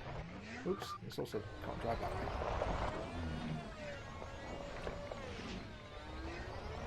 It's not that big, it's only a little tiny ship, it's only a little diddly thing. I want to get rid of it. As in, I want to dismiss it. And now I've not set, although I've not bound all the keys properly for the driving bit yet, so this may go a bit wrong. I've not set dismissed, just do it manually.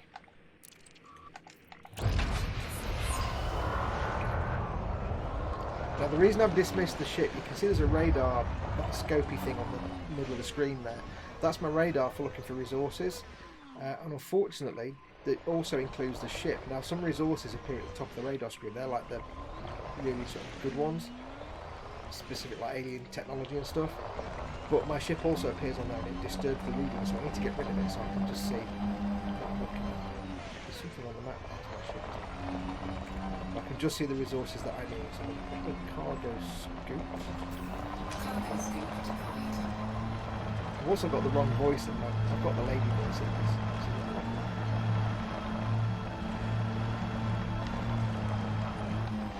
see my ship there flying off into the distance. Oh no, Aspect Explorer, what? There's somebody here. There's another person. It's not a real person, it's an NPC. I'm not used to driving around a planet with NPCs flying around. Right, let's go. I really must actually change all the mapping because I've forgotten all the different options. Where's my... How do I change my...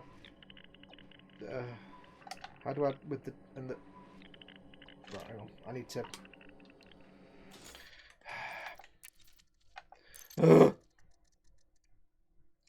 Right, I need to change that. I've not set the things for the driving, have I? Right, driving controls. Steering is right. Roll axis is right. Pitch axis, yes. Vertical thrusters is that. That should be fine. I think that's fine. Primary fire, yes. Secondary fire, yes. Handbrake, don't care.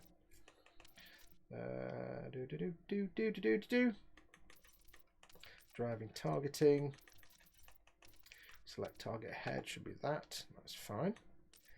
Driving turret controls. Yeah, that's fine. Drive throttle is fine. Driving miscellaneous is what I want. Cargo scoop is that. Recall dismiss ship should be... I don't know. Probably not B. I'll do it on A. Recall dismiss ship should be A. Nope, that's not right. Driving mode switches. Switch cockpit mode is Y and... Really? Really? I want that to be...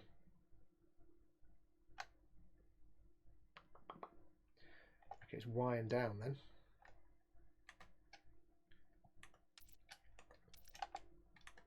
Y and down. Head look needs to be toggle, and it's that one. I think that's it. So I can... Nope, that's the wrong button completely. That totally didn't work. Okay, that's weird.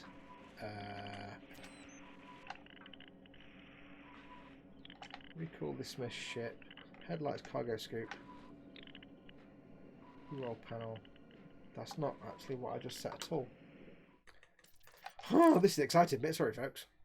Sorry, folks. I need to change. Driving miscellaneous. Driving mode switches. Switch cockpit mode needs to be. No, I don't want that. Cancel. I want. Let's do. No, I don't want that. Oh. For the love of... Oh, right.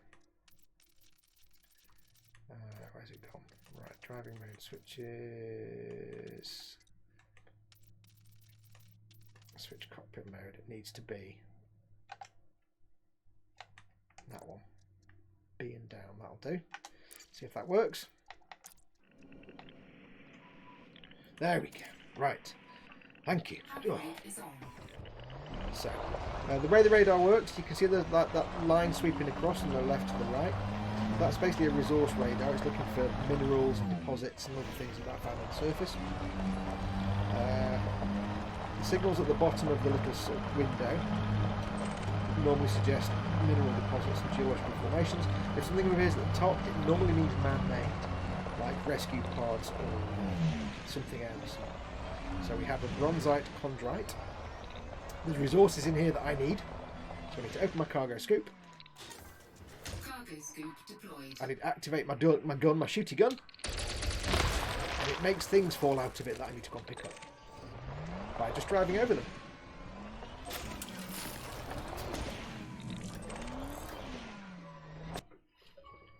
Oh, achievement time! Reaper! Yeah, there's a lot of achievements to be had in this game. Now you'll see when I go over a resource, I'll do another one in a minute.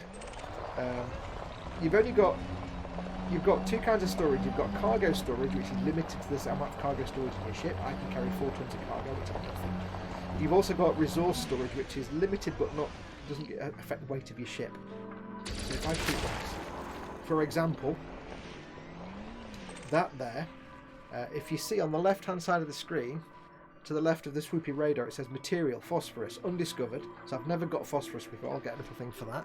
And it also says, does it say, can you see it? I don't know if you can see it. If I go into it,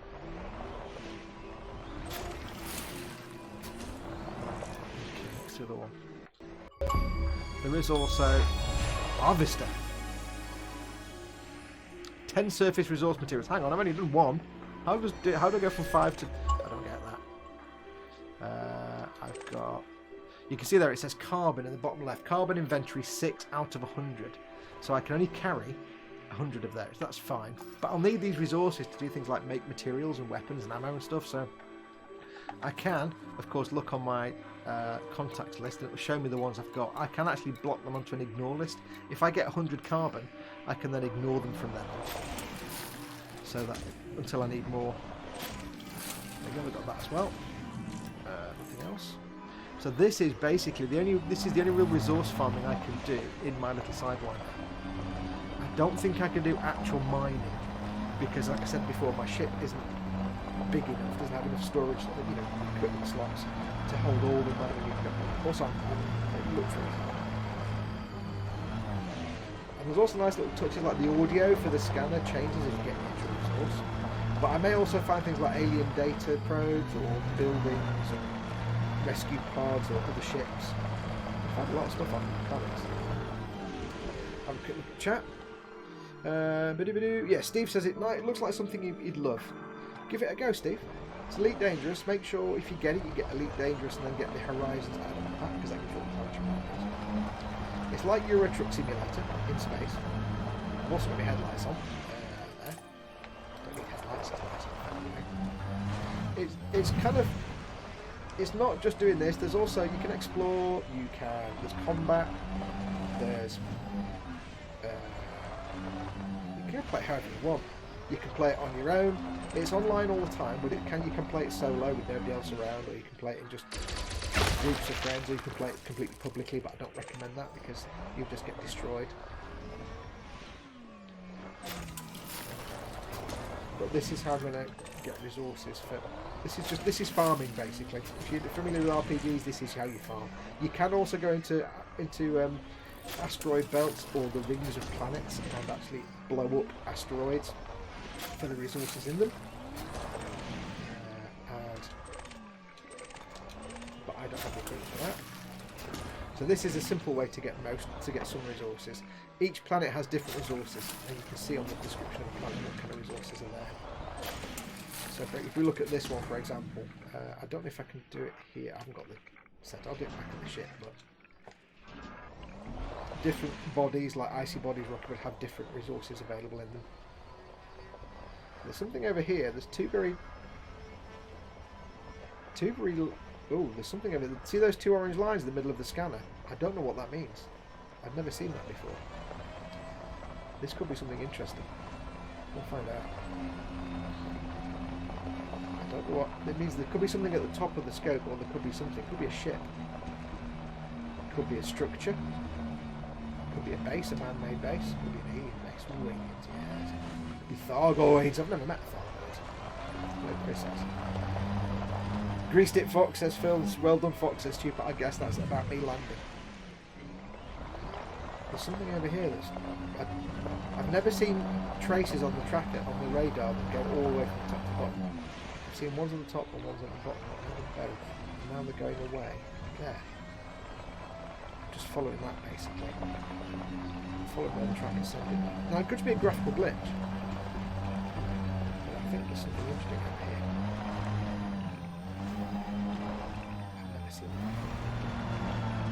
Then again, I've always spent my time out in deep space where there's very little of anything other than rocks and minerals.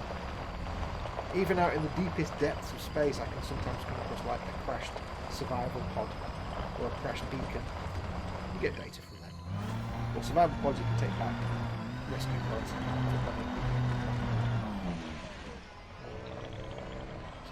How am I doing for... Which reminds me, how am I doing for shield? 96. I also need to make sure I haven't got any minerals at the moment to make any fuel. You can also make your own fuel for these, but the thing is, I don't think I've got... Oh, I can make a little bit of refuel. I can get a couple of refuels if I get desperate. Let's see what this... I bet it's something really boring, but I've never seen anything like that before on the track. Stewpot says, I've met a few Thargoids, they are different. I think as long as you're not carrying any Thargoid relics, they don't really bother with you, they just scan them down. If you're carrying any relics, they might destroy you. Right, I don't know what this is. I bet it's something really boring. Could be Thargoids. Could be a space station. You watch, it'll just be like a normal space station. Oh, that's really boring. Like a normal rocket. Oh, I'll get a warning for trespassing. Shut up. It's a long way off Everest. What's in here?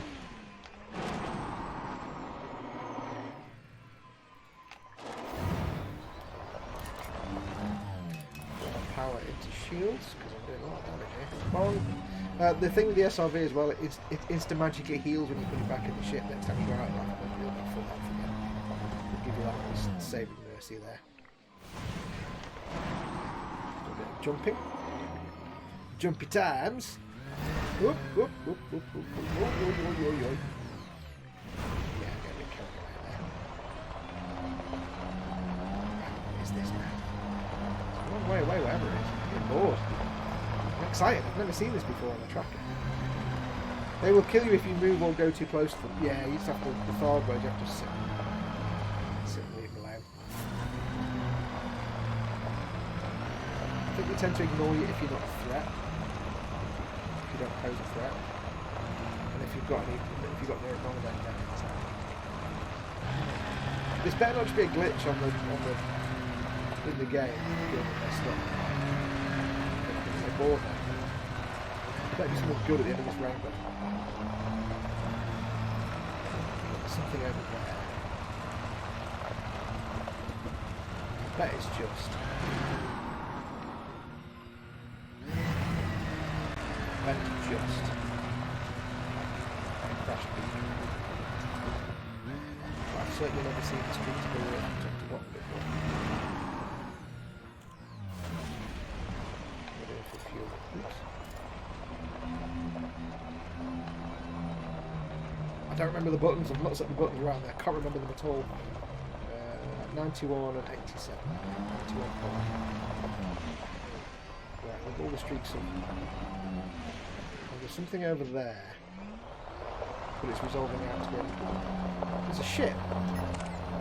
Oh man, am I just picking up other people's ships? Because that's really crap. Oh, I thought it'd be something exciting. It's just somebody else's ship. I forgot I'm in inhabited space. Boo! Get off my planet! Fascists.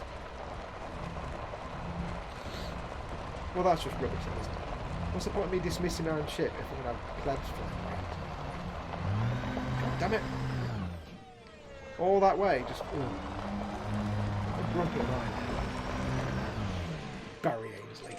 Get out of it! Get out of my garden! Yeah. Well, there's still something over there. Probably something else's shit.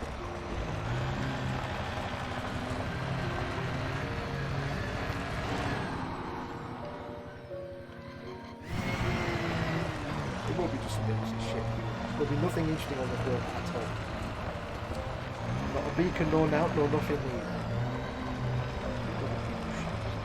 It would be cool if it was actual people, but it's just NPCs. To see people flying around worlds that I'm on. And I'm in space for a long time now. Let's just get some resources.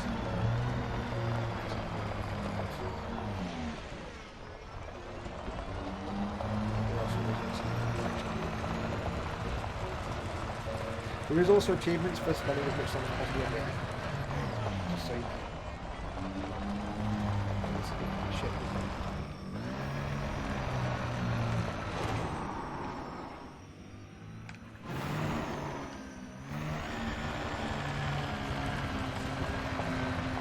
was on a normal, like, in the middle of deep space world, and I saw that track at the top of the radar, I'd be like, that's escape pods or something exciting. Sometimes you come across like a crashed ship, but out in deep space, very, very rare. So to see that at the top of the tracker is like very exciting. Clearly I'm here, it's not that exciting. Because it's just bleeding Barry Ainsley. Let's see what this one is.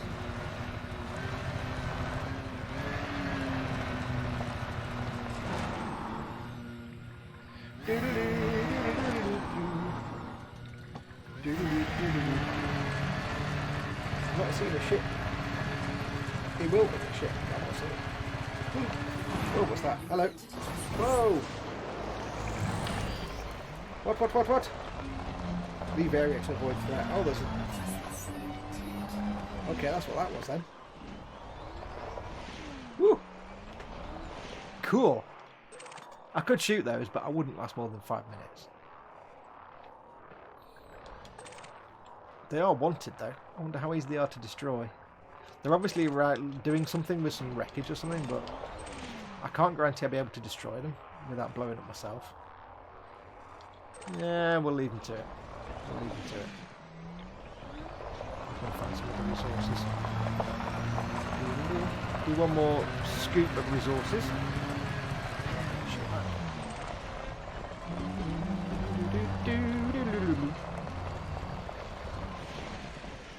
I've met a few.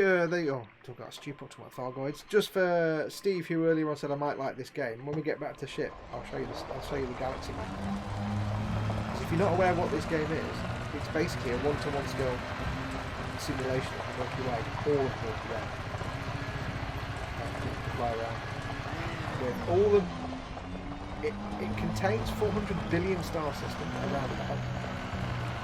The majority of them are procedurally generated, but what it also contains is every star system that you actually know about in real life. So you can go in there and you can find metal goods, you can find T-Garden star, you can find Wolf 359, all the real stars that exist, that are in various astronomical catalogues are actually there. You can go to them. And the simulation is so accurate that when they found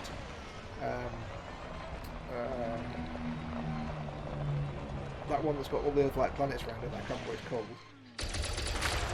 It was actually there in their simulation, and it was almost right. Had the right number of planets. Maybe not exactly in the right place, but it was pretty much accurate, more or less. I assume it was procedural. The whole thing was designed by this genius, like scientist, who wrote the algorithms to procedurally generate the entire Milky Way, based on actual how galaxies work. Cool. Let's recall the ship, which is that one, and we'll recall the ship. Ship record. Ship record. Where's the ship going to come from?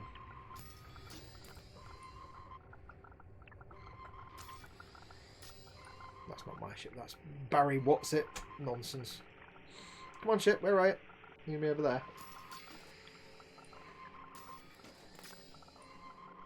You'll hear it banging in a minute. Or you might do. There. There it is. That's the sound of it coming out of... See how well he does landing there, shall we? See how well you can stick the landing on your own, shall we? Where are you coming in to land? There you are. Now don't crash. I'm trusting you to land and not break my ship. Not break yourself. If you break yourself, I'm never going to let you land yourself again, ever. Ever. So it's not like I'm watching you, but I'm watching you. Don't ding that his car.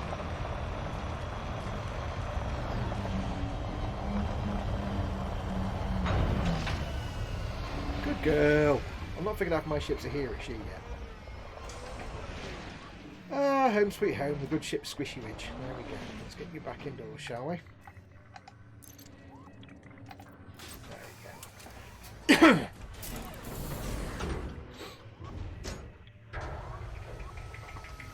Yeah, back home again. I would normally spend a lot more time doing resource gathering on a planet, but I wanted to show Steve. If you're still watching, I wanted to show you the galaxy map because you'll like this. This is where I am right now.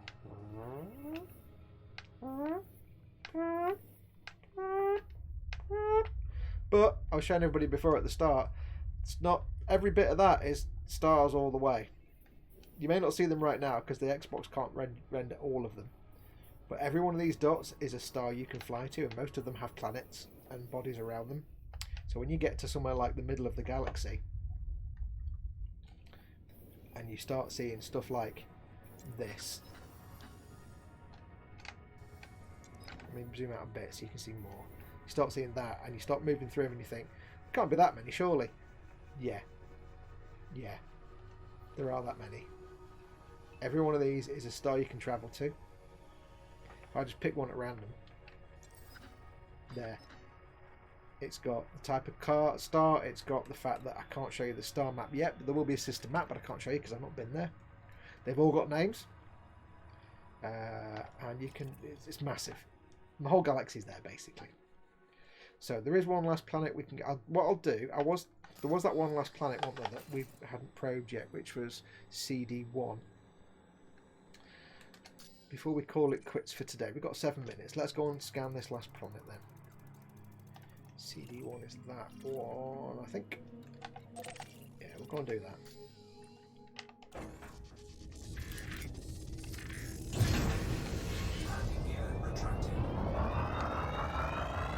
Let's have some good clearance from tip ground first.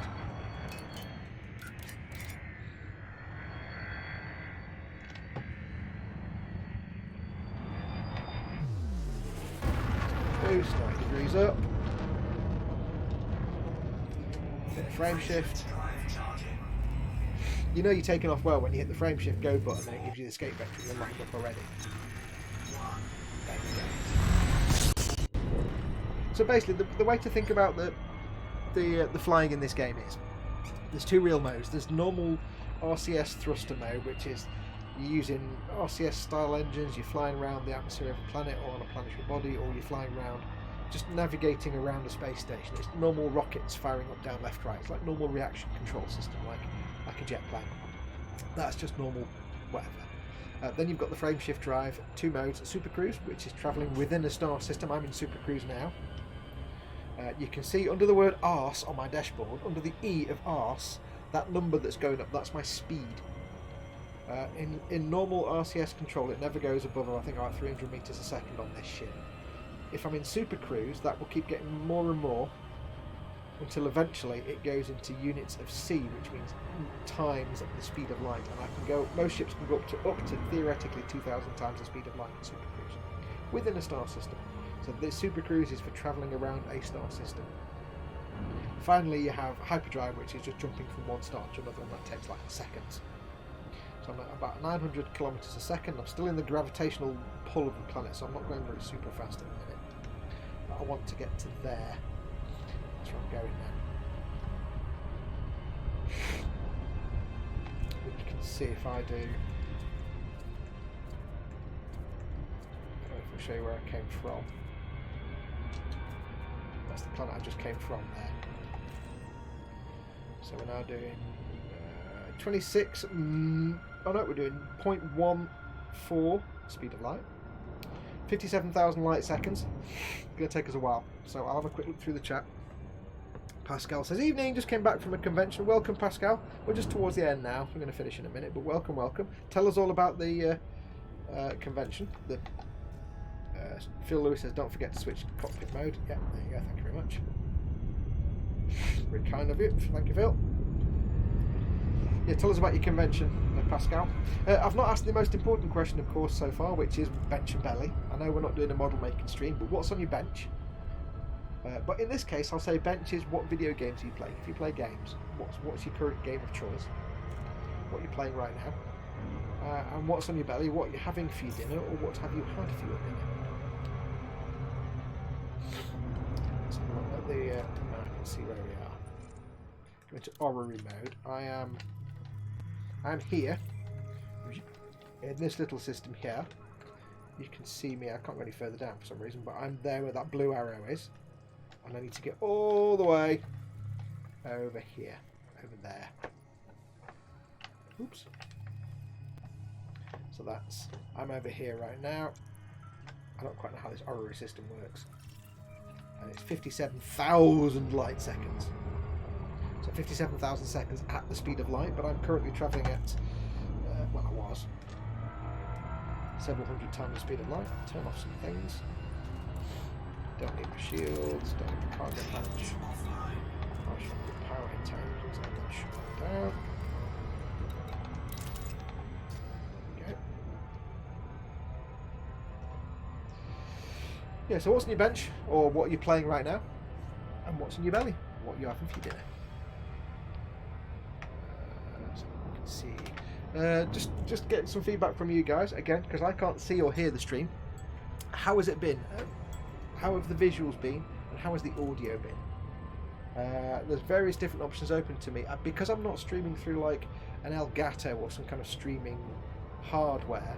I'm streaming from the Xbox to the Windows Xbox app and then into Streamlabs and onto YouTube. So it's not going to be 4K or even 1080p high quality visuals. It's going to be a little bit rough around the edges, and I'm sure when I've been moving around fast there might have been some blurry lines. So do let me know how it's been, how it's looked. I've put it back onto very high and it hasn't, fingers crossed, fallen over since the first time, so yay! So hopefully it looks good for you anyway, and hopefully it sounds about right. Again, I don't know all the volume settings until you guys tell me something's too loud or too quiet, so I count on you guys. Let's have a look. What's the thing? Pascal says, I got a 30 minutes mission kit and a second-hand MS-09 DOM, Rick DOM, cool. Phil Lewis says, getting back to Elite Dangerous, belly will be sadly... Oh, so bench and belly, game and belly. Phil Lewis is getting back into Elite Dangerous. Belly will be salady stuff and mixed meats. Sounds good. Well, the meat part sounds good. The rest of it, yeah. Oh, and the Marmite and cucumber sandwich earlier. Weirdo. Pascal says, game Pokemon Sword and Belly chips. Oh, Pokemon Sword, not Pokemon Sword and Belly. My favourite game is Pokemon Sword and Belly. Yeah, so Pokemon Sword and Belly chips. I assume we're playing that on the Switch. Baldy Tommaso. Current game is working on is The Outer Worlds. Yes, I must get that at some point. Omega Pirate says it looks pretty good. Cool, thank you. Stewpot says Xbox, Red Dead 2 and Assassin's Creed Odyssey, and on PC Elite, ordering a takeaway not decided yet. Just takeaway. Just phone up and say, hi, I'd like a takeaway, please. Please deliver it to my house. Bye. See what happens. So we are down to 36,000 light seconds. I'm travelling at 305 times the speed of light, my speed there. I'll walk you through the cockpit very quickly while we've got a few moments. In the centre you see my scanner. That shows me the positions of other ships, planets, bodies and items that you've seen when I've been trying to scoop cargo. You can see there are the little squares going around. Those are other people's vessels. And they're going around the side because they move behind. It takes a while to get used to that scanner layout, but you get used to it. On the right hand side it says 324C, that's my current speed, 320 odd times the speed of light. The big arrowy thing, that's my thruster. You can see there I've dropped off thrust completely. I've put thrust back up again. That's my thrusters. And the blue line here, this is the optimum position for thrust so I can get maximum manoeuvrability. If I put thrust up above or below it, I manoeuvre slower. So if I'm doing like fighting and stuff, I need to make sure I'm in the middle there. And when I get 7 seconds from a target I want to be like a planet, I have to drop the thrust to the middle of the blue line, otherwise I overshoot it. When you see me overshoot, Chris laughs, it's because I need to be here. Otherwise it goes out of control and gets pulled by gravity and whatever's around me. On the left of that, you see there's a little circle there. On the left of the scanner, under the A of Ars, it says 30%. That's my current temperature. And it's a percentage of temperature that's going to cause grief to my ship. So at 100% it means I'm 100% doing harm to my ship. At 150% I'm probably going to blow up. But because I've got some modules turned off, my temperature's down to 30%, that's fine. The little circle next to that is like a targeting thing. If you see the little white dot as I move up and down, that's basically the thing I'm locked on, which is the planet I'm going to. That white dot tells me whether it's in front of me or behind me and whether it's in the centre of my field of vision or not. So if it was behind me, for example, if I do this, you'll see it's suddenly goes like a hollow circle. That means it's behind me, but directly behind me. So if I keep doing this barrel roll, it's now directly in front of me. And it happens to be that thing there. If I lock on something else, you'll see that becomes the target. So I can go backwards and forwards, I can lock on different things. The big blurby thing next to that little sort of ball, that start, that is whatever I'm locked on. Which I don't even know if that's the right thing I'm supposed to be locked on. I think it is. That's not what I'm supposed to be locked on. I'm supposed to be locked on not the star, but in fact that. There we go. So you can see I'm locked on the planet. In the old days, before anything that told you what you're heading towards, you could look at that image of the planet and sort of guess. You also use that to make sure you're lined up with the space station correctly, so you're heading towards the entrance. And then left to that, you've got the little square panel where it's got the planet, the system name, HIP 19788 CD1, that's the planet I'm going for. Logistics, high metal content, just gives you some information about the planet itself. Also gives you distance to it, that's that 2.47 kilolight seconds figure going down. And it gives you some other information as well when you're approaching for speed. The blue bits in the middle of the screen, primary and secondary, that's whatever I've got equipped weapon-wise. Right now I'm in scanning mode, which means I've got a digital scanner on the right, my deep space scanner. And the surface scanner is what I use for probing. That's why it's red, because I'm too far away. Heatsink, I've got heat sinks in case I get too hot. I can dump a thing out the back of my ship that makes my heat go to 0. I do, of course, have 2 cockpit modes, combat mode, and I have different weapons. I have a beam laser and a multi-cannon, which I can't deploy while I'm in Super Cruise. I've also got a composition scanner for looking at things on planet surfaces, and a data link scanner for scanning data points on ships and vessels and things like that. There's lots of different things I've got in there. I'm just going to come out of that because I need to fiddle with it and I don't want to overfly. So if you look at the yellow circle in the middle, it's got the thing name I'm heading towards, HIP 19786 CD1, 256 light seconds, and then it's got the little number that's constantly changing in the middle. That's my about how long I've got to go until I get there. When that gets to 7 seconds, it's on 25 now. As soon as that gets to 7, watch my throttle control. 12, 10, 9, 8, 7, down. I'll put it down to halfway. If I leave it there, I'll be able to... If I left that up at the top, I'll show you what happens. If I put it up at the top, it tells me to slow down. If I don't do anything, I'll overshoot it. This is called the loop of shame. If you overshoot something like that, it's because it takes gravity into account. So as I get closer towards it, the gravity speeds me up. The gravitational pull of the thing I'm heading towards speeds me up.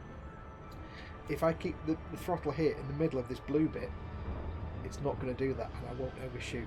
But when you shoot past something like that, you have to turn around. It's called the loop of shame, because you forgot to check. And the easiest way to do it, you do get things on the left hand side that help you out, but I just say, as soon as you get to 7 seconds, drop the throttle to the middle of the blue area and leave it there. And of course I need to stop, so I'll take the throttle off completely. There we go. Now we can do probing! You can see the surface scanner on my dashboard there has gone blue. It's probe time! Let's probe this. 1, 2, 3, 4. I need 6 probes this one. 5, 6. Have a look at that. See if we get this done. 6 probes. Scanned by 50%. Stewpot says loop of shame. Yes, the loop of shame! Yes, but I get away with it that one because I did that deliberately to show you. There you go, that's been scanned. System scan complete. And that was CD1. That's worth 517,000 credits. So there we go. So what I will do, I will jump to the next system and then we'll call it quits. So you can see there on my scanner, that little circle, that's the targeting lock scanner, the little circle that's next to the A of ours. That is behind me because the dot's hollow, so I can do a loop, and now there it is in my sight. So what I'm going to do is hit the frame shift button. Frame shift drive charging. And we can head on. It's a medium security. It's a G-class star. It's 12.16 light years away. I think I've got a 15 or 16 light year jump range at the moment. 4, 3, 2.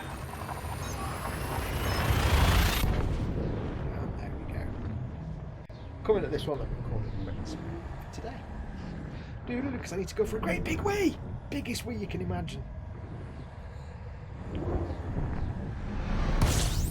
Right, so there you go. That's us. I'll have a quick look and see how many jumps I've got left to go to get to... Fuel scooping. Wow, I need a lot of fuel. Look at that. I'm using so much. I haven't even refueled it. Holy cow. Let me just refuel first and forget. Right, nightmare time. I didn't even check my fuel gauge. Bad thing to do. I don't know why I had so little fuel, but... it's kind of scary. I've only got a little tiny fuel tank. Equal-diddy fuel tank on this puppy. And a little tiny fuel scoop, so it takes a while to fill up. Now I could just go to a space station and fill up, but I'm trying not to land at space stations right now because that's boring. Although I might do it just to get myself landed somewhere if there's a space station. There we go. Nearly done. Nearly filled up. Fuel scoop disengaged. Nearly. Fuel scooping. Come on, last little bit. Fuel scooping complete. Right, so what I'll do is I will leave it there. I'll go and find a space station in the system and I'll dock. I may have carried on, but I'll try really hard not to carry on throughout the week, and I'll wait till next weekend. We are currently 34 jumps away from Maya. So we have come from... just adjust this map a little bit. I don't need to see... hang on. I don't need to see trade routes. Don't want to see trade routes. There we go. I have come from... we were kind of here somewhere. No, we weren't. We've kind of come from about here somewhere. We haven't gone that far, babe. Oh, we started here. We started here today, LHS 1590. We've come to here. And now we've got all this way to go, all the stars in jump back to get to Maya. So we'll carry on. I'll leave it there and we'll carry on next time. I'll have to go and play something else in the meantime. But that's going to do us. So thank you very much for watching. Do have yourself... George says, can I store my Explorer and buy a new Sidewinder? Yes, go to a space station that has a shipyard. Look for a space station that has usually the bigger ones have shipyards. You can buy a new ship and it will store whatever ship you're currently equipped. Make sure though you can't it will transfer cargo from one ship to the other. So if you've got like 10 units of cargo in your ship and you want to buy a new ship, make sure that new ship can hold 10 units of cargo. If you're going to a smaller ship, you might need to get rid of the cargo because you'll just lose it. You won't let you do it if you've got cargo that won't fit in the new ship. So make sure you've not got any cargo and stuff. Yeah, but you can store that ship. You can have as many ships as you want, and you can store them at all different space stations. And if you go to a space station and you want another ship back, you can have it delivered from one space station to another. It takes a little bit of time. It's kind of cool. But yeah, that's going to do us. So thank you very much for watching again this week. We'll be back next Saturday. I'll be back next Saturday with more Elite Dangerous, more Sidewinder Saturdays. At least it's Sunday then. I will be back tomorrow, of course, for Warhammer Sunday, so I'll be back in like 12 hours doing the Warhammers. But do stay tuned for next week's. I'll try not to play this now all week. I'll try and leave it here, but we'll see how it goes. But as always, don't forget, if you want to support this channel, please like and subscribe and hit the notification bell. It's very important you like every video for channels you like. It helps the channel out massively. Don't forget, of course, you can use my Amazon links for UK and US stores in the description below this video. I will be adding this how to stick to my stores in a little bit. So come back in about half an hour or so, they'll be on there. And don't forget, of course, if you want to help support the channel directly, you can do it by becoming a patron at patreon.com/modelmakingGuru. It's in the bottom left of the screen there, you can see it. Go and have a look at that and consider becoming a Patreon. I make my living through this channel and my patrons help pay my bills and keep me supported. So massive thank you to them. And to all of you, thank you very much. Happy New Year. And I shall see you for this next week. And if not, I shall see you for this. Well, I'll see you tomorrow for Warhammer Sunday. So until next time, take care of yourselves. Go make something awesome. Go be awesome. Go fly something awesome. And until next time, adios amoebas.